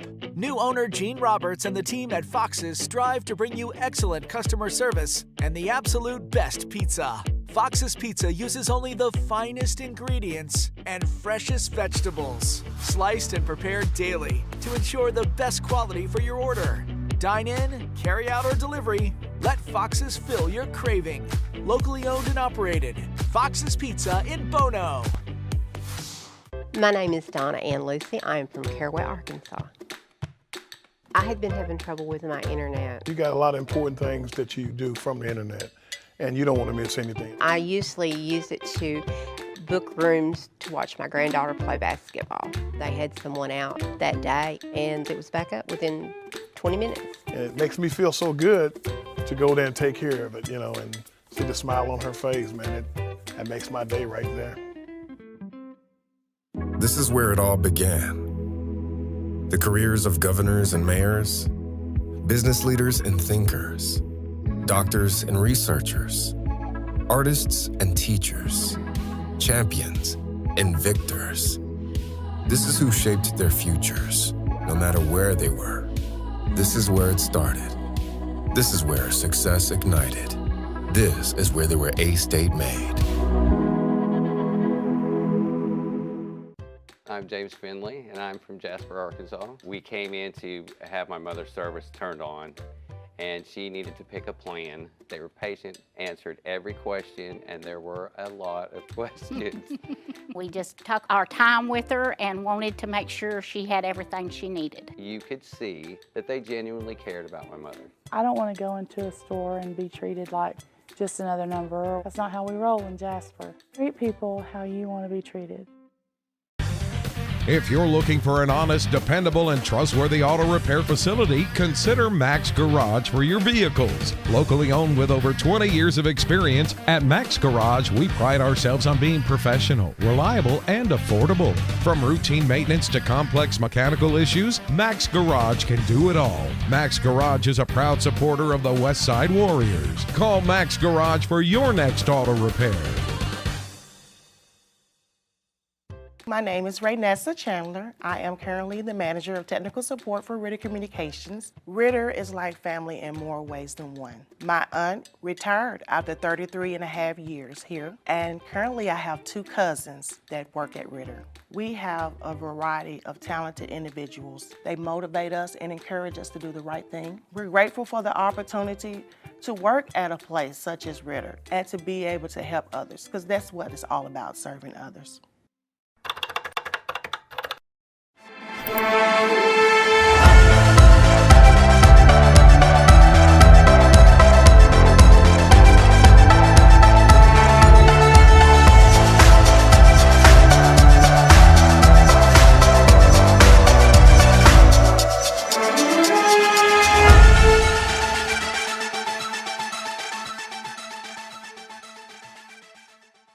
Westside Athletic Booster Club.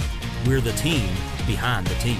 Becoming a member of the Westside Athletic Booster Club is a rewarding and valuable contribution to the Warrior Nation, our school, and most importantly, our student athletes. The purpose of the club is to promote athletics at Westside High School in an atmosphere that is consistent with the educational philosophy of the school community. Check out our Facebook page for more information on how to become a member. Westside Athletic Booster Club. We're the team behind the team.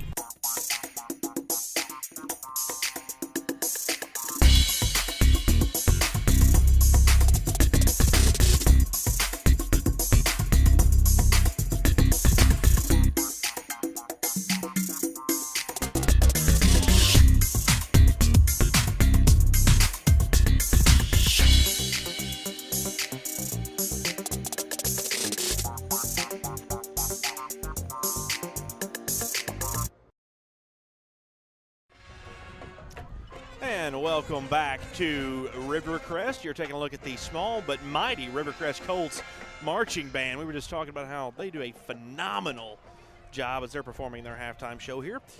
Welcome back to Rivercrest here in Wilson, Arkansas on Tubetown. Westside Warriors football presented by Denver's Refrigeration. 28-0.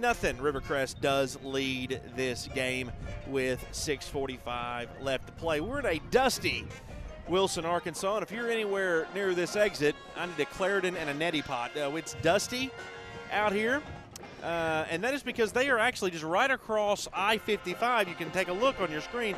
They are cutting beans in the dark with the lights on. Been there, done that. It's not a lot of fun. No. But you see a lot of it this time of year, and, you know, farmers' work is never done. But it's that time of the year. It's harvest.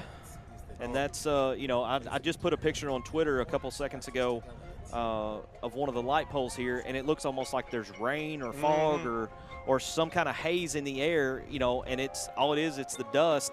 You know, the wind's been pretty heavy all night, and it's the dust coming in off the harvest from the beans being cut. And, you know, like you said, if we sneeze later on tonight, you guys know why. So I told Marcus in the break, I said, listen, I've had to sneeze the entire first half. And he said, there's some sort of dust in the air, and we noticed the farm equipment right across the road. And again, thanks to those guys for out there working hard tonight in the dark trying to get the harvest in, because where would we be, especially if we relied on the boats to bring it over for us, because it just wouldn't get here. So thanks to those guys. Let's talk about football for a minute.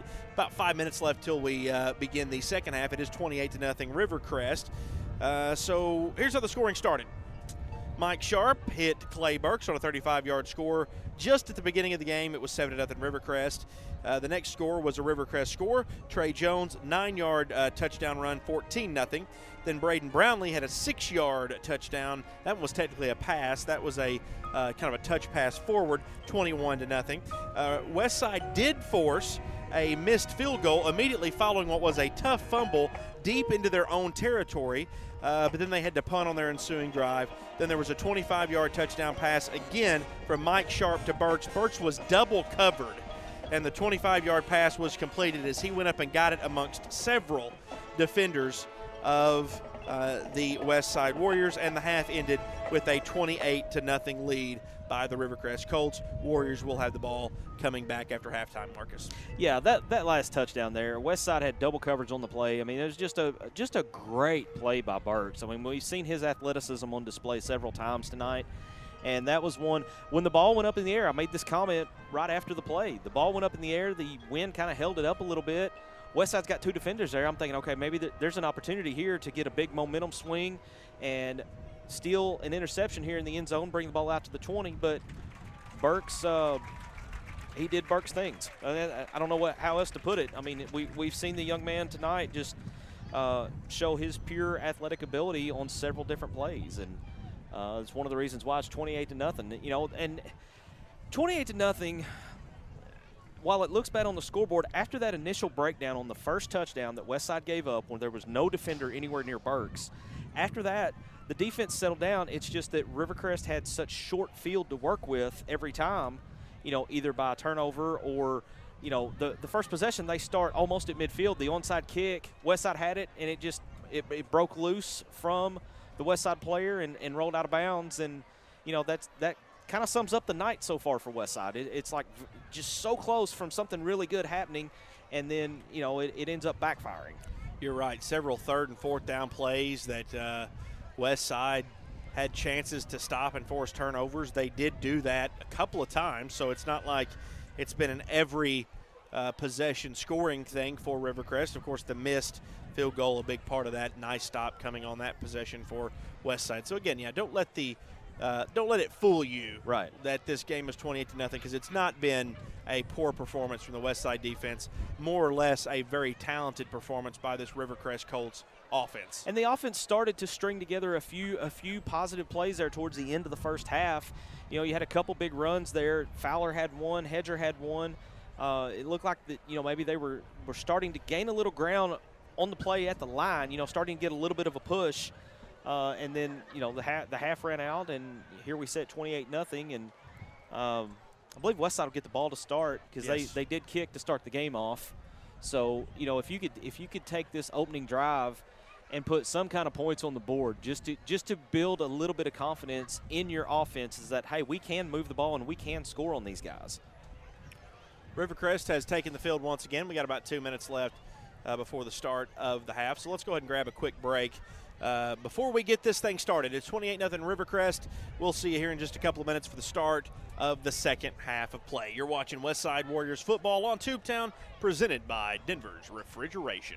Where it all began. The careers of governors and mayors, business leaders and thinkers, doctors and researchers, artists and teachers, champions and victors. This is who shaped their futures, no matter where they were. This is where it started. This is where success ignited. This is where they were A-State made. Begins with a click. And just like that, you were immersed in a world of wonder. Education, entertainment, information. Connect with family and friends from around the block or around the world. So when it's time to connect, Ritter Communications will be there to make it happen. With speeds up to 1 gig. Ritter Communications, connecting you to what's important. Pizza Den in Bono is now under new ownership. New owner Gene Roberts and the team at Fox's strive to bring you excellent customer service and the absolute best pizza. Fox's Pizza uses only the finest ingredients and freshest vegetables, sliced and prepared daily to ensure the best quality for your order. Dine in, carry out, or delivery, let Fox's fill your craving. Locally owned and operated, Fox's Pizza in Bono. And welcome back to Rivercrest as Westside trails the Colts 28-0. Teams have come back on the field. We're going to add a little bit more time on the clock. About 3 more minutes left until halftime, until we get this second quarter started. So we're going to take another quick break. We do appreciate you tuning in. Good half of football coming your way soon. You're watching Westside Warriors football on Tubetown, presented by Denver's Refrigeration. Denver's Refrigeration is a proud supporter of the Westside Warriors. Just like the Westside School District strives for excellence by engaging learners, empowering minds, and educating all, Denver's Refrigeration strives for excellence by providing you with knowledgeable staff, quality workmanship, and speedy service. At Denver's Refrigeration, we believe it's a great time to be a Westside Warrior. Denver's Refrigeration, 3501 East Parker Road in Jonesboro. At Ritter Communications, we're dedicated to being a caring community partner. We invest in the communities we serve by supporting local nonprofits, academic programs, local athletics, and events that bring us together. We create the connections that strengthen our communities. Ritter Communications, right by you. We live in unprecedented times. Long hours, health checks to start the day. But First National Bank has been around since 1889, and we've seen unprecedented before. Even though our smiles may be masked, our dedication to service will be what's unprecedented. We'll be right here, where we've always been, doing what we do best, putting you first, always.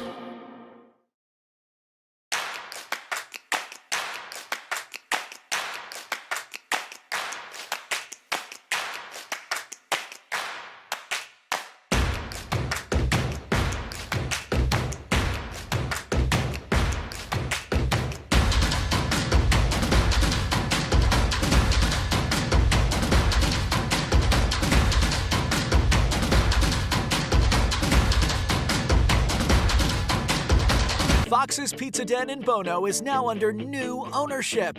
New owner Gene Roberts and the team at Fox's strive to bring you excellent customer service and the absolute best pizza. Fox's Pizza uses only the finest ingredients and freshest vegetables, sliced and prepared daily to ensure the best quality for your order. Dine in, carry out, or delivery, let Fox's fill your craving. Locally owned and operated, Fox's Pizza in Bono.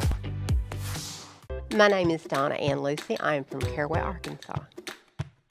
I had been having trouble with my internet. You got a lot of important things that you do from the internet, and you don't want to miss anything. I usually use it to book book rooms to watch my granddaughter play basketball. They had someone out that day, and it was back up within 20 minutes. And it makes me feel so good to go there and take care of it, you know, and see the smile on her face, man.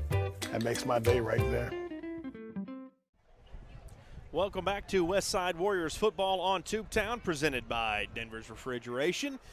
Blake Gwynn, Marcus Carlton here with you on the call. Richard Synonym Bressler here with us, running the camera and providing the English language support for this broadcast. Man of many skills, mad nunchuck skills, everything else. All right, moving ahead, Caleb Mueller gets the opening kickoff, and he felt like he could have broken that run off and fell down. He was upset at himself. I agree with him. One swoop at his foot there that kind of knocked him a little off balance, and if that hand doesn't, whoever hit him, if they're a half an inch shorter, he's at least another 30 yards down the field, if not in the end zone. That's the way that drive starts. So Westside takes the ball down 28-0. As they know that they need to score and score quickly in this half of football if they're going to make a comeback against this tough Rivercrest Colts team. Have moved the ball some. It's not been just a complete stoppage, as I don't know how to put it really, because it's been a shutout, but they have moved the football some. Fowler gets the carry to open this drive. And look at the leg drive on Fowler. Moves there. ahead, and he just pushed ahead. Pulling defenders with him. About a 5-yard pickup. And he was hit basically at the line of scrimmage and drug defenders with him for a 5-yard gain. Powerful run there for Fowler. Second down and about 4 left for the Warriors, and they are now ahead of the chains, which is how they like to play. I don't know if you noticed on that or not, but there was a little different formation with the running backs. Instead of being in the straight power I, they had lined up in a wishbone format. Now they're back to the straight power I.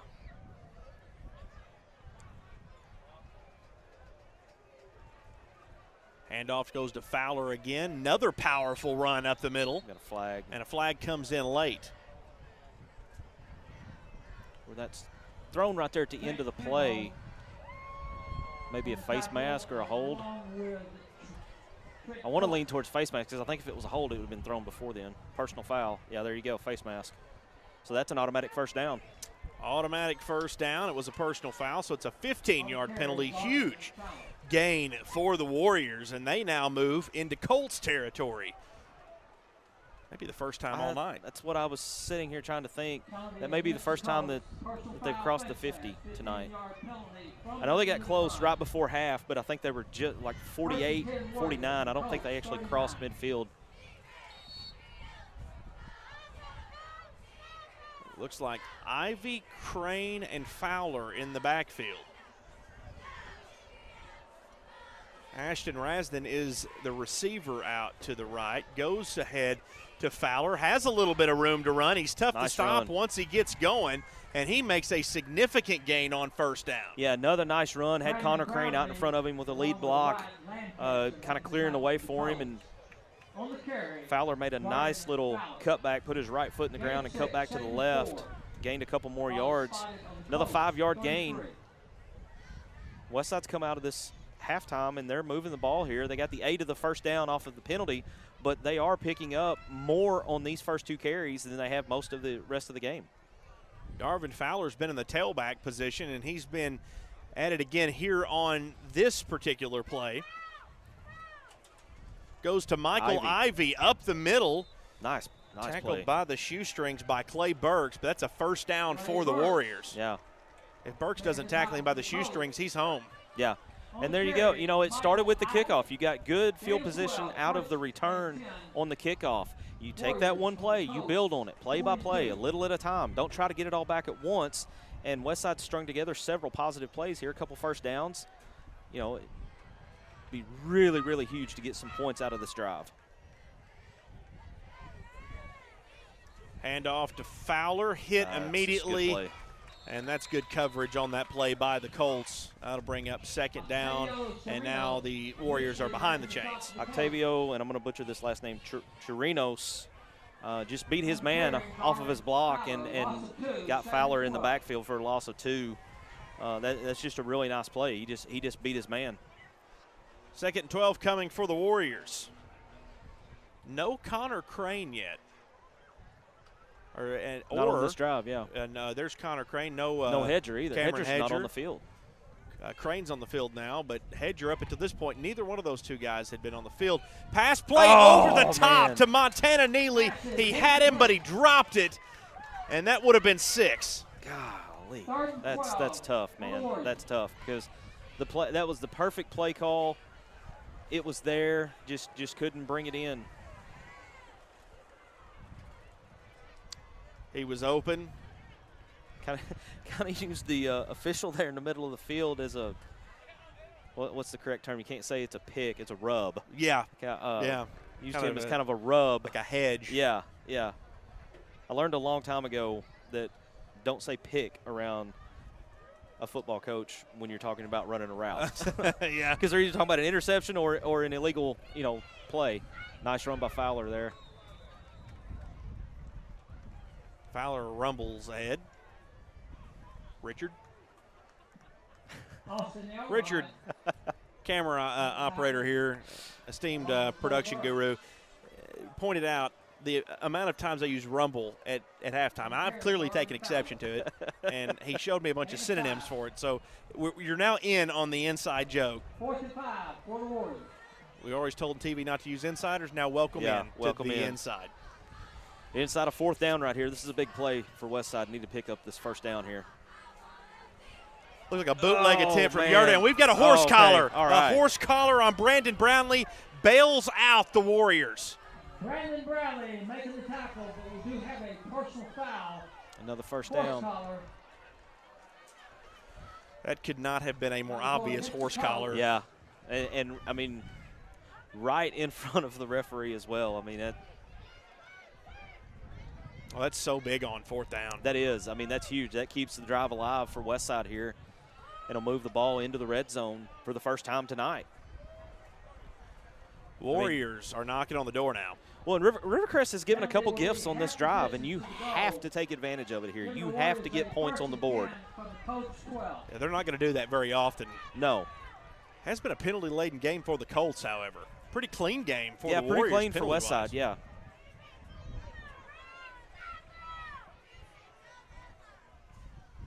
Fake handoff. Yerda rolls out, decides to keep it, tucks it, moves in, cuts upfield, and taken down at the 5. Nice run by Gus Yerda as he decides to keep it on the rollout. Yeah, very good decision there. I don't think anybody was open from the best I could tell. You just try to get what you can get at that point, and he got it down inside the 5-yard line. According to where the sticks are, they can pick up a 1st down here at about the 1.5. 2nd down. And about 3 to the 1st down marker, but only 10 to the end zone. Fowler moves ahead, hit pretty quickly by the Colts. No gain on the play, brings up 3rd flag. down. We have a flag at the end of the play. After the play. It's probably a personal foul, but I'm not sure which way it's going. Man, if you're Westside, you can't have a personal foul here and back you up. No.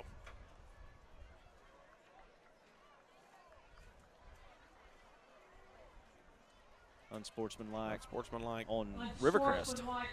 Oh, and you're just – they have just really hurt themselves with the penalties. Johnny Fleming will be irate about that one. Yeah. Half the distance to the goal, so it's not – is that an automatic 1st down? Yes. Should be. So it should be 1st and goal now, yeah, basically. It is 1st and goal. Looks like the sideline markers got 3rd, but that should be an automatic 1st down. It's 1st down. We're going to operate. I've learned my lesson on this. The scoreboard says 1st down. I've learned my lesson on trusting everything going on around the game. It's 1st down and goal for the Warriors. Get in. Fowler moves it. No, and he's quite. met by several Colts. No gain on the play. That seemed a little excessive there. I mean, I could hear the whistle up here, but that's been several times tonight. That's kind of happened where the forward progress has been stopped and play just kind of continued after. That's the way guys get hurt. Yeah. 4th and 1. Ball is spotted on the 3-yard line. Still got 4th down on the markers here. But we got 2nd down on the scoreboard. There was now I will say the markers are still out. I think Coach Ingles wanting a timeout here. Yeah, he's upset about something here. Yeah, he's going to get a clarification on that rule because again there was an unsportsmanlike, which should have been a half the distance, which I mean, you got to start doing the math at that point. But a lot of times it's an automatic 1st down. 4th down is on the marker on the field, which is typically the official marker, not necessarily the scoreboard. If so, it would be 4th and 1 Westside. If not, it would be 2nd and goal Westside. But Ingle was getting a clarification from the officials. But at this point, the official chains are saying 4th and 1.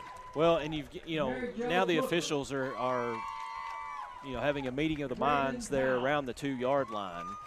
And now for the junior cheerleaders. And again, I'll be the first to admit I don't know the rule book inside and out, but I thought the unsportsmanlike conduct would have been an automatic 1st down. We're always good about hearing some of those things after the broadcast because most of we don't have an official that's on here with us. Normally we hear about it after because typically our official sources are calling games. Yeah, they're calling games right now. Yeah. I'm with you. I don't know the rule book forwards and backwards. I'm not going to pretend like I do. I've had enough of that to last me a lifetime this season. So, yeah, we had all of that in one game, and that's So if you don't know what we're talking about, go to the YouTube page for Tubetown and just look at the Truman game, and that'll tell the story. So we're gonna. It looks like it's 4th down and 1 based off everything on the field. So 4th down and 1, and they're going to at least have the 1st down, if not the touchdown. That was a keeper by Yerta. They're marking him short on the 1 on the far side over there. So he does have the 1st down. I mean, you can't get much closer to the end zone than they are. Look where the ball is here. Yeah, that's about as close as you can get without breaking that imaginary wall. I line up, do the same thing again here. 1st and goal from the inch line. He may have been stopped. He may have. Official signal 2nd down. I don't believe he's got it, so we're going to have 2nd and short again. The pile moved, but it moved laterally. Yep. Good defensive work there for the Colts. 2nd and 1. It did back up some. Yeah, it looks like it went backwards a little bit. I mean, the play prior to that one, from our vantage point, I couldn't see how the ball wasn't touching the white line of the end zone. All right, 2nd and 1. Same thing here. Goal. Nope. Pitch out left side, Fowler's in. That's a great call. Just walks in on the pitch play, and that is the Warriors' first touchdown, a First National Bank touchdown. 5:18 left to play in this 3rd quarter. Blake, that's a big drive for Westside there. If nothing else, just for confidence to show that they can move the ball. Especially after getting stopped right there on the goal line, getting pushed to the side. Rivercrest concentrated all their focus on the middle of the defense there because they thought Yerta was going to sneak it again, and you pitch it out to Fowler, and he basically walked in untouched. I mean, that's a great call. 62-yard touchdown drive for the Warriors, and the kick is good. So it's 28-7 as the Warriors end the Colts shutout. We'll be right back. You're watching Westside Warriors football on Tubetown, presented by Denver's Refrigeration. At Ritter Communications, we're dedicated to being a caring community partner. We invest in the communities we serve by supporting local nonprofits, academic programs, local athletics, and events that bring us together. We create the connections that strengthen our communities. Ritter Communications, right by you.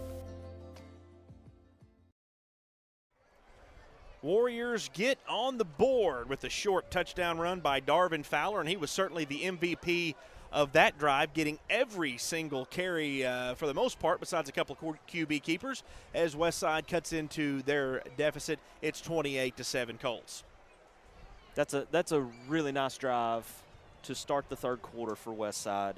You get a little bit of help with some penalties there from Rivercrest, but penalties aside, you still have to convert. And when you get down inside the 5, inside the 1, and you get stopped and that you're able to come back and still get the points, that's big for their confidence. That clock significantly shorter than it was the last time we had a kickoff, as that drive ate a ton of time off the clock. It did. And that Rivercrest defense was the longest they'd been on the field all night. A little short, looked like an onside kick attempt, is recovered by Mike Sharp. And he will be the one that leads the Colts back out onto the field after that touchdown by the Warriors. Colts will have a 1st and 10 on their own 49. Defense had a good rest there. You need to see them come out and get a stop here. 3 and out for Westside would do wonders for their confidence, even in a 28-7 game. 5:15 left to play in the 3rd quarter. After a methodical drive by the Warriors, but a successful drive. It's a pitch forward to Mike Rayner across the 45-40, gets up the sideline, finally pulled out of bounds by Gavin Rasden, but not before a huge gain. And Darvin Fowler comes up a little limp on that play. But it's a 1st down for the Colts. Fowler's hurt. Favoring his right leg a little bit. He's got the only Warriors touchdown of the night, was critical on that last play. He waved off the coaching staff, so he wants to stay in the game. Penalty before the snap. A little anxious there on the snap. That was Offside for going against the Warriors. Justin McFall. Just a little anxious there, trying to guess the snap count, trying to make something happen. Not a ton of penalties tonight on the Warriors. No, for the most part, it's been a pretty clean game for Westside. I think that's the 2nd penalty of the night, I think. Yes. 1st and 5 from the 25. 5:05 left to play in the 3rd. Motion left from Rayner. Now we'll get a change from the sideline on the offensive formation. Sharp calls it in. Trey Jones in the backfield. Motion left this time from Brownlee. Sharp's going to pass. Sharp goes over the top. And he's got Rayner wide open into the end zone. Finds him right in stride. Touchdown, Rivercrest. That's a nice pass. Right on the money. Hit the receiver right in the hands, in stride. Can't really throw it much better than that. Mike Rayner. 25-yard touchdown pass from Mike Sharp to Mike Rayner. That play was set up earlier in the night with that motion coming across, and they've had that little touch pass all night long. They fake that, go over the top. I mean, it's great execution for Rivercrest. Johnson's kick is up, and it is good.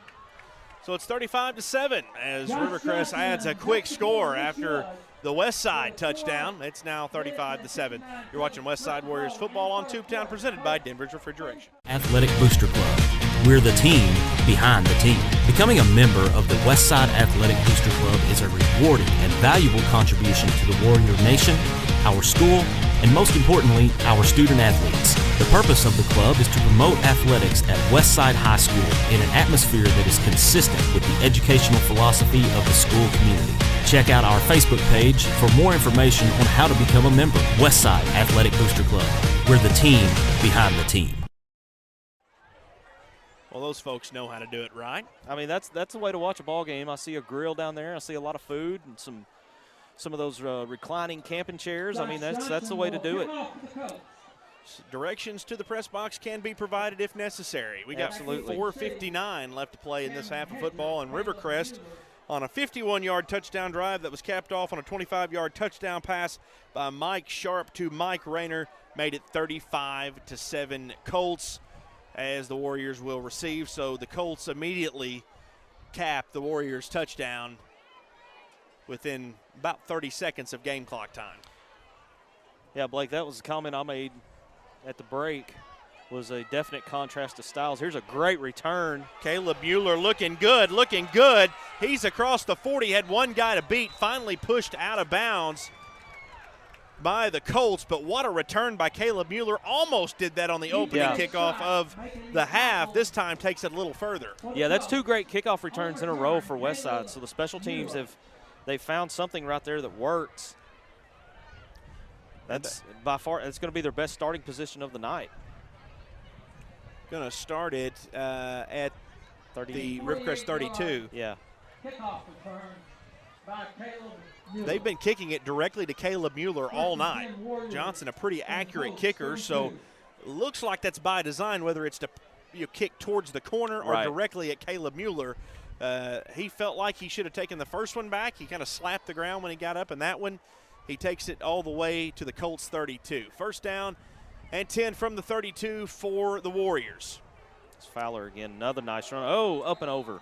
Fowler goes inverted, but he does pick up about 5 yards. That brings up second down and 5 for the Warriors. Cameron Hedger checks back in for the first time this half. Always tighten up and cringe a little bit when you see players go completely head over heels like that.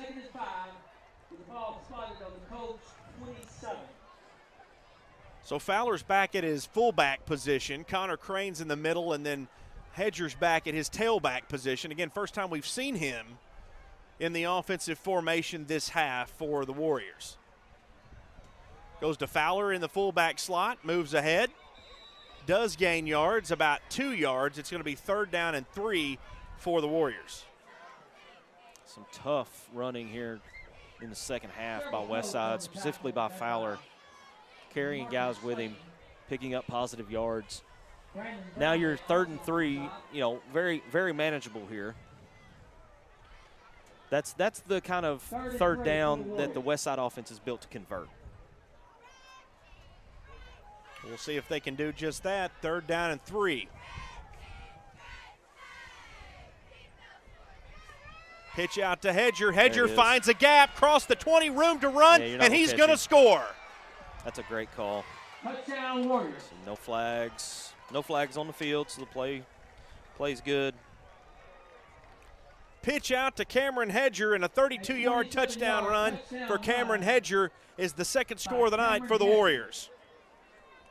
Making the score, Colts 35, Warriors 13. Great blocking there. You set that up with the power running inside from Fowler. Everybody starts concentrating towards the middle of the defense, and then when you've got a speedster like Hedger that can get to the corner like that, it sets it up perfectly. Extra points up and in. Extra point. Touchdown is good. So Hayden Alls is 2 for 2 tonight on extra points conversion. It's 35-14. As Cameron Hedger gets the Warriors back on the board. 3:19 left to play in the third quarter. You're watching Westside Warriors football on Tubetown, presented by Denver's Refrigeration.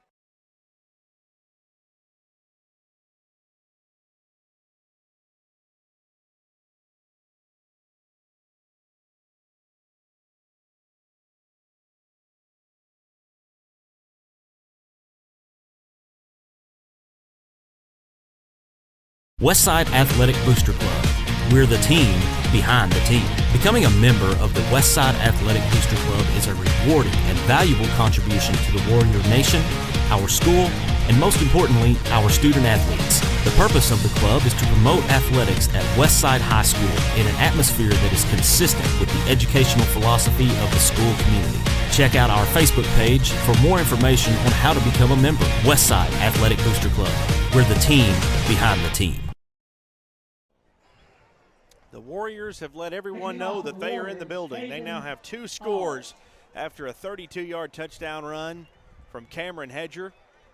Makes it 35-14. The Colts do hold the lead with 3:19 left to play in the third. Couple good drives here to start the third quarter. I mean, it's eat up most of the third quarter here with Westside having the ball on offense. One bounce, and it's picked up by Brownlee. He's got a little bit of room to run, and he crosses the 40 before he's finally taken down. So decent field position once again for the Colts. We've got a Warrior down. It's like, is that Hayden Alls? Yeah, I believe that's Hayden Alls. He's been fighting some hip issues anyway. I don't know if he took a hit directly on that sore hip, but I know he's been having some trouble with that, and it looks like he's definitely favoring that leg. It's good to see him get up on his own power and get off the field, so that's a good sign.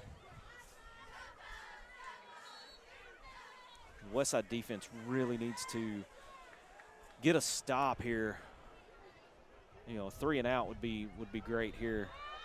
Westside's offsides, I think. Did they blow it dead? Yeah. Penalty before the snap. Yeah, he bid on the hard count. Offside. Again, that you know, you hate to see that, but in this position, you know, you're just coming off of a score.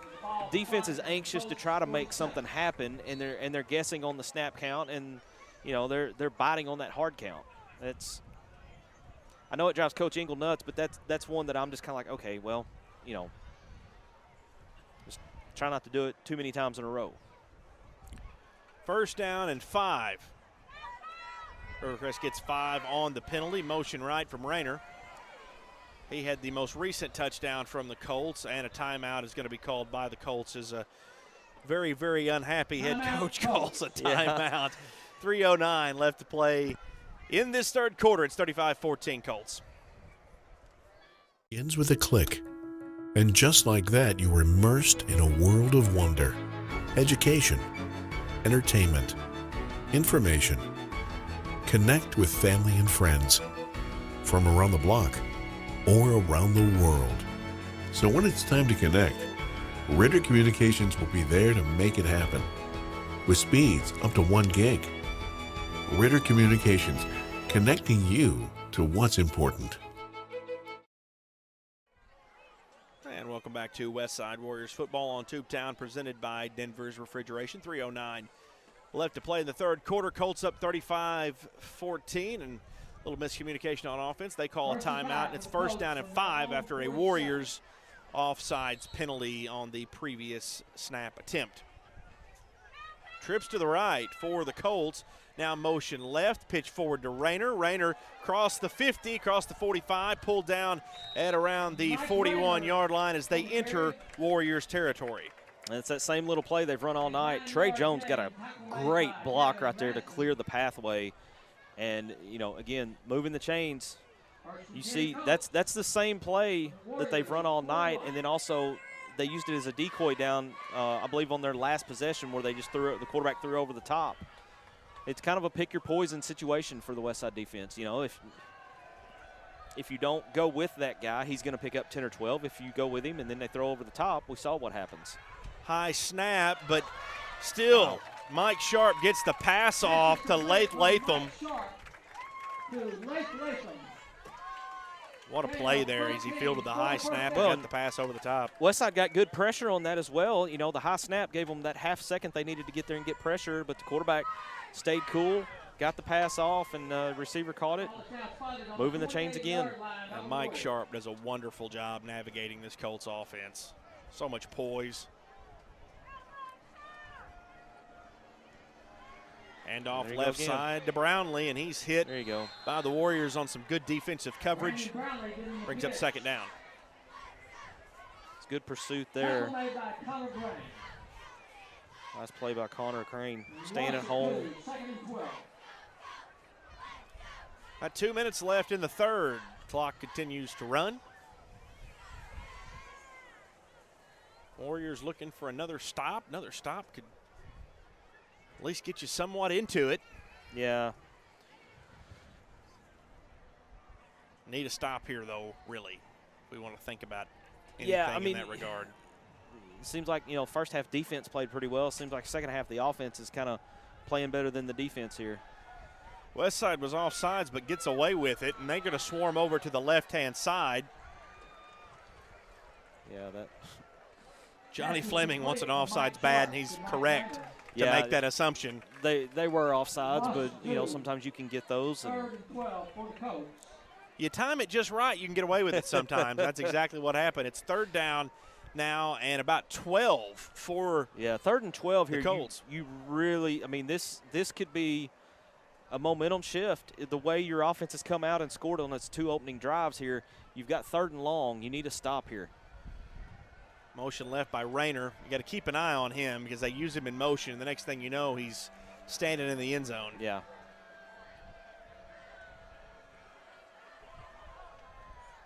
Play clock's at 2. They just get it off. Good pressure comes. Pressure comes, and it's just couldn't quite get there. Brownlee met by several Warriors. Ashton Rasden was the first one there, and he just held on for dear life until some of his teammates could get there to help him get the receiver down, and that's going to bring up 4th and long here. Havoc was created by the Westside defense there as they entered the backfield. Sharp tried to step up into the pocket, got the pass away. Yeah, they got really good pressure there. He got the pass off, but the Westside defense was able to stop him before he could convert, and you're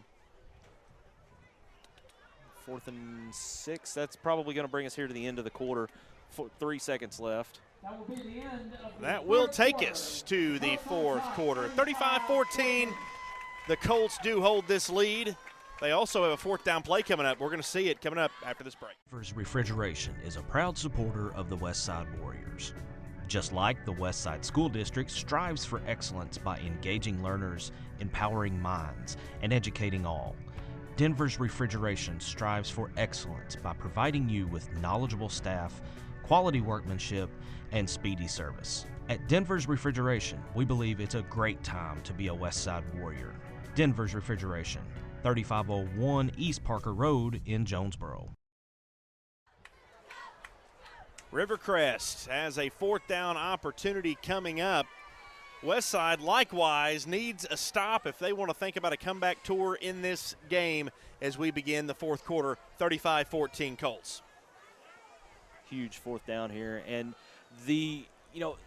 here's the big thing about that, and the wind has kind of died down a little bit, but it's still Rivercrest is now, if they decide to kick this, they're going to be kicking into the wind rather than having the wind to their back. I think they're going to go for it is what I think is going to happen, but either way, the wind could still affect a pass as we've seen earlier in this game. So 4th and 6 for the Colts, for the Warriors, 24. Big play coming your way. You've got to watch that motion man coming through because you got to figure with the success they've had with that, they're going to send probably Brownlee into motion here. 4th and 6. There he goes right there. Motion left from Brownlee. Sharp to pass, pressure comes, rolls out, goes over the top, passes in and out. Great defensive coverage for the Warriors, and they force a turnover on downs. That's a huge stop right there by the Westside defense. That's absolutely huge. You get good pressure on the quarterback. You get him out of the pocket on the run. Pressure bearing down on him. He makes a good pass, and the defender was there to help break it up just enough to where the receiver couldn't get his hands completely around it, and now you get the ball back to start the 4th quarter. Blake, you score here, makes it 35-21, the closest you've been in a long time. But the way this Westside offense works, you need something. You need Hedger to break one off here to the outside and go for about 80 and score quickly. Westside, one of the best teams with the lead because of the style of play, but when they're behind, it is tough because of the style of play, and Hedger is hit quickly and hard by Marcus Slayton, the freshman. We talked about him on offense earlier at fullback, and he hits Cameron Hedger hard. Yeah, right in the core. That was a hard hit, and Hedger was slow to get up on that one. And may see Hedger come to the sideline here. I'm not sure. Got a couple guys coming in for Westside on offense. One of those is Michael Ivey, and he's getting Hedger. Yeah, that's a good call by Bobby Engel there to make that little change. Just nothing else, just let him catch his breath. Now, I think unless somebody else snuck off and I didn't see, I think we've still got one too many. Maybe not. Somebody else got off and I didn't see it because I saw two come onto the field and I only saw one leave, but we've got 11, so there's free 5 yards. Penalty before the snap will go against Jose Arredondo jumped on that one. 5-yard penalty. So that basically negates the tackle for loss on Hedger. Second down play coming, 11 minutes left in this game. Fowler will be at the tailback with Hedger on the sideline for taking a big hit from Marcus Slayton. God, maybe the hardest hit of the night right there. That was a brutal hit. Fowler gets the call, busts up the middle. Nice leg drive. Brings up 3rd and short now for the Warriors. Fowler's running hard all night. Very seldom has he been brought down by the first guy. Usually it's the 2nd or 3rd guy that actually gets him to the ground. He's usually dragging one with him. Nice gain there, and 3rd and 3, I believe. Gain of 6. Big third down play coming for the Warriors. They're going to be in 4-down territory regardless. 33. Do you put it in the air here? You can think about it. You need something quick. Yeah, yeah. But I think you might could catch them napping because you can see, I mean, they're stacking everybody towards the middle. Hand off to Fowler. Does get the first down plus some. New set of downs coming for Westside. Proves exactly why I'm not down on the sideline coaching because, you know, that's been working quite well here in the second half, so you just stick with it until they stop it. I think if you're Westside, you're certainly not conceding this game by any stretch no, of the absolutely imagination, not. But you get another score, even if you run out of time here, you got to feel pretty good about where you've been at this entire game. Well, yeah, you get another score here, and you're definitely going to end this game better than the way you started it. Absolutely. Got a little wishbone action coming for the Warriors. Second time tonight we've seen that wishbone. Oh, Fowler to break one loose. Only question is can he beat the two defenders? Oh, and he fumbled. And he's on the ground. Fumbled. He's on the ground. Westside might have fallen on it. Oh, gosh, I'm not sure. I think he did. I think the Warriors have it. And if so, that is a gigantic break on a wonderful run by the Warriors. There is a flag down on the play. Could be a face mask. Who was that? That was that Rasden? Yeah, Ashton Rasden, I believe, was the one that fell on the ball. Heads up play by Rasden. Personal foul, horse collar. Add another 15 to the end of the run. That makes it even bigger. Penalties starting to pile up for Rivercrest here in the second half. And they've been costly because each one has led to another big play, which has led to a score for Westside. How about Darvin Fowler in this tailback position? Yeah. We don't see him in very often. Yeah, we don't see him in lining up there as that third back. And when they line up in that little wishbone and give the ball to him, I mean, they've had success with that tonight. Little wrinkle in the offense there. Hedger's back in after the big hit. That's a good sign. Fowler is at the fullback spot. Connor Crane's in the middle. Goes to Hedger. Hedger bounces out right side. Caught quickly by Rivercrest. Does gain about 3 yards, though. Yeah. So second down and 7 or 8 coming for the Warriors. Hedger looked to be a little slow on that, though. I think he may still be feeling the effects of that big hit because he didn't quite have that same pop that he usually has when he goes to the outside. You can see he's looks to be favoring his leg a little bit as he goes off the field. I think you at this point got to start thinking about sticking with Fowler back in that spot. Yeah, I would agree. It's been effective. Hedger did break off the big run, but you've had no problems with Fowler in that running back spot. He may have just needed a quick breather after that big run. Back in the wishbone for the Warriors. 8:22 left in the game, down 35-14. Handoff to Fowler, and there's just not a lot going on there for him. He got the ball. There was a pile up in front of him, basically, and there was nowhere to go. Yeah, they kind of cut block everybody in front of him. They were just laying on the ground. Too many to hurdle. 8 minutes is now where we're crossing in this ball game. Third down and 7. Third and 7 Warriors. From the 18. 15.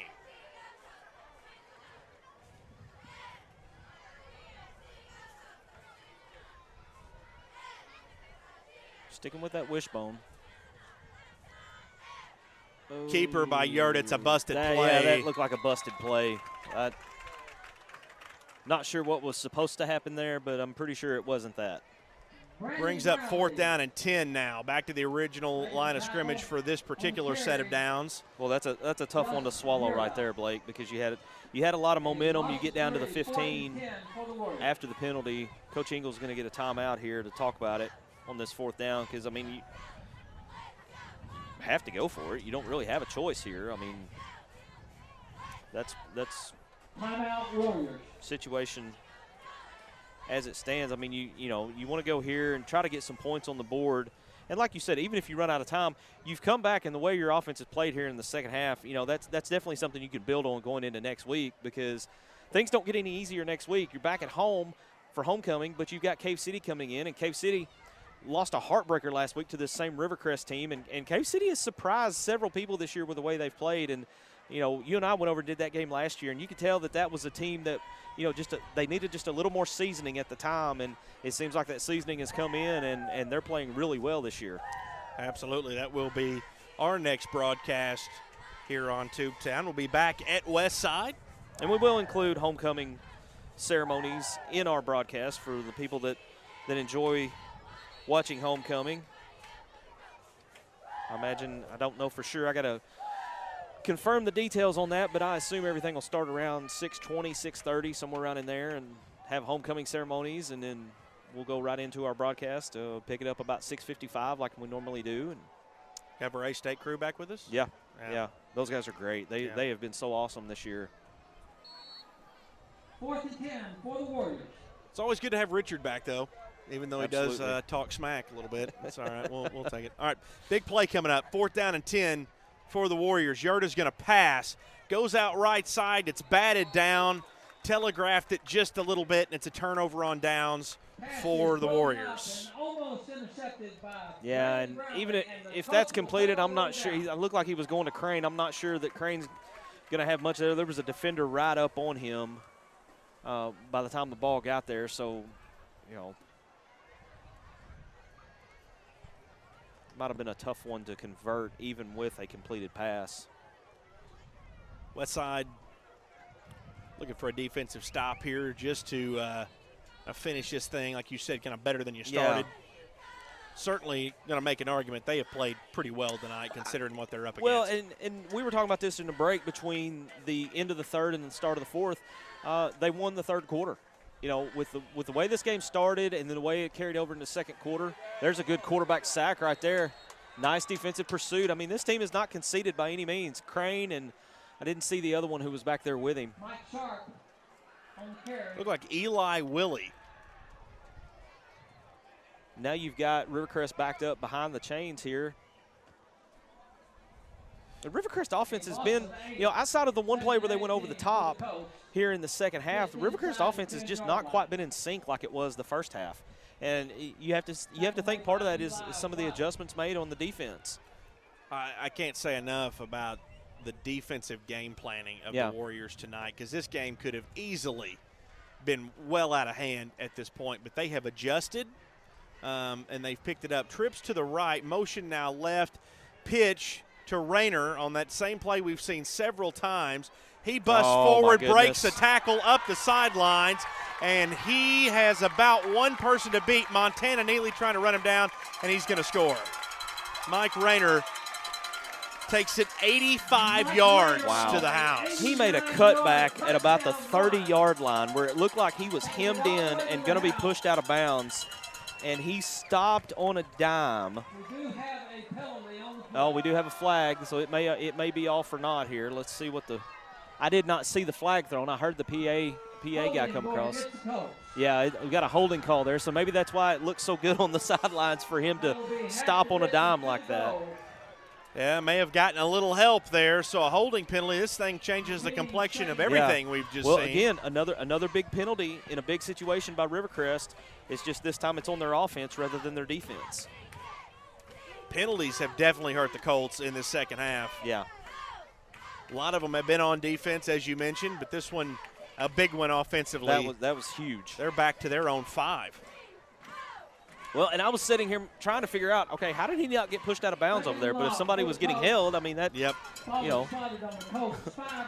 That's about where that flag was at that exact point of. Can't discount the speed he put on display, though. I mean, he just pulled for about the 50. He hit the afterburners and was gone. And Montana Neely was after him. Yeah, he was trying. He gave it everything he had. But it's like he had a different gear at about the 35-yard line. His head flew back. Yeah. And off he went. So 5:50 left in this game. Rivercrest now deep into their own territory after that big holding penalty. Another great stop there. Thrown for a loss. Tell you, that's the second big-time tackle by Eli Willie. Yeah. He's in the backfield again. He got a sack earlier, then gets into the backfield. And now you're looking at the Colts 2-yard line. 3rd and Lepanto here. 3rd and 23. Rivercrest is backed all the way up to their own 2-yard line. I mean, if Westside's going to get a turnover, this would be the perfect time to get the turnover, because more than likely you can either end up on the 1-yard line or, you know, maybe recover a fumble or in the end zone here.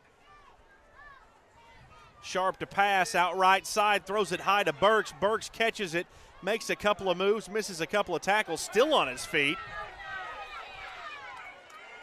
Looked like Brandon Brownlee calling for a face mask call. No flag does come in, but still a long way to go as 4th down comes up, and the Colts should have to punt. That's a great stop by Westside there. That impressive by Burks to catch that ball, because that ball was thrown way high. He put his vertical on display there to catch that one. But you can't say enough about the Westside defense there, you know, getting a couple big thrown for losses play, and then to get the stop and force a punt, and they're going to get this ball in their own territory, more than likely. 2 men back deep. Neely and Mueller back deep for the Warriors. And again, they're, you know, kicking into the wind. Brownlee will punt for the Colts. It's a low line drive, end over end. I'd get away from that. Crosses the 40, and that's exactly what they'll do. And it the Colts down it at the 48. You know, that nothing wrong with that. You can let that roll. That rolled a good 15 yards after it hit to put Westside on their own side of the 50. Still really good field position to start here. Man, you just wish that clock was about 7.5 or 8 minutes instead of 3:49, because things get, you know, put a score up here and there's 7 or 8 minutes left instead of 3, and things get really interesting at that point. That first touchdown drive, or Darvin Valor scored for the first touchdown of the game for Westside, was about a 7-minute drive. Took a ton of time off the clock. That's just the way Westside moves the football. Yeah, it's effective. You know, they move the football, but, you know, like you pointed out earlier, if you're behind, it can sometimes work against you, even when you are scoring. They really haven't had trouble moving the football. Not in the second half here. They've not had any trouble. Got to get this snap off, though. Play clock looks like they just got it off. Moves ahead for a couple of yards. Couple yards, yeah. 2nd down and 8. Hedger, yeah, Hedger. Yeah, they just barely got that one off before the play clock expired. I think it was at about 0.5 when the snap came on that one. 3.5 left to play in the ball game. Westside moving about as quick as Westside will move on the offensive side of the ball, and we're going to go shotgun now. Fowler and Yurda in the backfield. Wouldn't surprise me to see Yurda keep on this here. Yurda to pass. Gotta Steps get rid out, of it. avoids pressure, does get rid of it. Intercepted Goodness. by Clay Burks. He's going to be pushed out of bounds by Gus Yurda on a great defensive, offensive play. Hedger's still down. Got 2 guys down on the field, but Clay Burks does have the interception. Yeah, you got one for each team down. It looks like Hedger's down, and that may be Brownlee down for Rivercrest.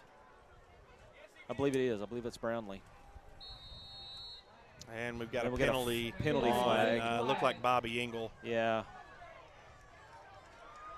I think he was upset about maybe some contact before the pass got there on Hedger. Engel is he's hot, shouting across the field at the head official. He's upset at the well, it's a line judge as well. Clay Burks made a great play shooting the gap on that pass. And what was it? Looked like, yeah, he read that quite well.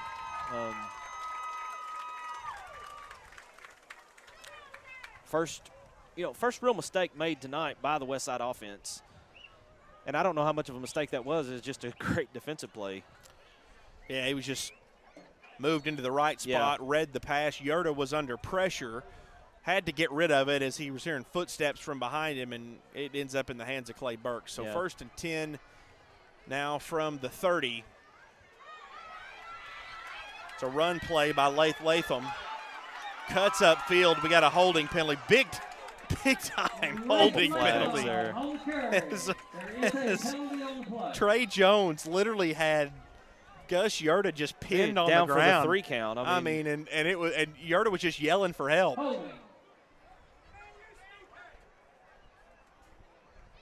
That didn't make any sense at all. I don't understand really what he was trying to do. I don't understand that one either. That 10-yard penalty from the spot of the foul. Repeat, first down. Quite the size difference there in those two players. And first and 14 for the Colts from the Warrior 35. I mean, he was laying. Yeah, I mean, Yerta was on the ground, and he was just on top of him, and Yerta's like. Yeah, it was like Saturday morning Memphis wrestling going for the 3 count there. And he was staring at the official while he was doing it. I don't get that at all. That may be the most bizarre holding I've ever seen. Like you said, all he was missing was just slamming his fist down on the turf 3 times. I mean, if we could have got one of the officials to drop down and just pound 3, I mean, Trey Jones with the carry, finally blown dead. Trey Jones up the middle. Second down and probably about 10 coming for the Colts as they get back to the line of scrimmage. 2:10 left in this game. Darvin Fowler on the stop. Loss of 1. Second. Clay Burks had such a big impact early on this game. He caught a couple of touchdown passes in the first half and then the dagger INT at the end. Yeah. So big impact on this game. He is just an impact player. We'll see him probably in basketball. I would imagine would be my so. guess. Yeah. Talk about him a lot. He made a pretty solid dunk when we were over here wearing the masks and everything in the gym. And I remember that, yeah. That seems like about 4 years ago now. Let's flip forward to Mike Rayner. He gets to the 30. That's going to bring up third down for the Colts. That was January, I guess. It was limited crowd, half capacity over here at this gym, and against Osceola, I believe. It was against Osceola. Good game. Good. That was a very good game. Clay Burks had an impact on that game. So. Yeah. That's what you'll see. We got a flag coming on the sideline, maybe a sideline warning. Minute 12 left in the game. A lot of times they'll give a sideline warning if it's not an unsportsmanlike situation. Sideline penalty against the Colts. It may be. That's typically the, okay, you need to shut up before I throw the. I've had enough. I've had enough. Yeah. And that's what that is. They're not going to move the ball backwards, so it is just a warning. Next time that happens, that will be a 15-yard penalty. Yeah. So whatever Bobby Engel did superseded the knock it off, don't do that again. Yeah. A lot of times that. Well, and we're under a minute now, so, I mean, play clock's down to 10 seconds. You've got 55 on the game clock.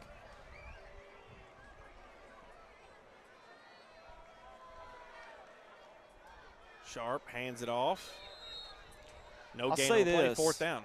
The defense, this game has been in hand for Rivercrest, but this Westside defense has played really hard, has not given up tonight. I mean, you're still seeing it there.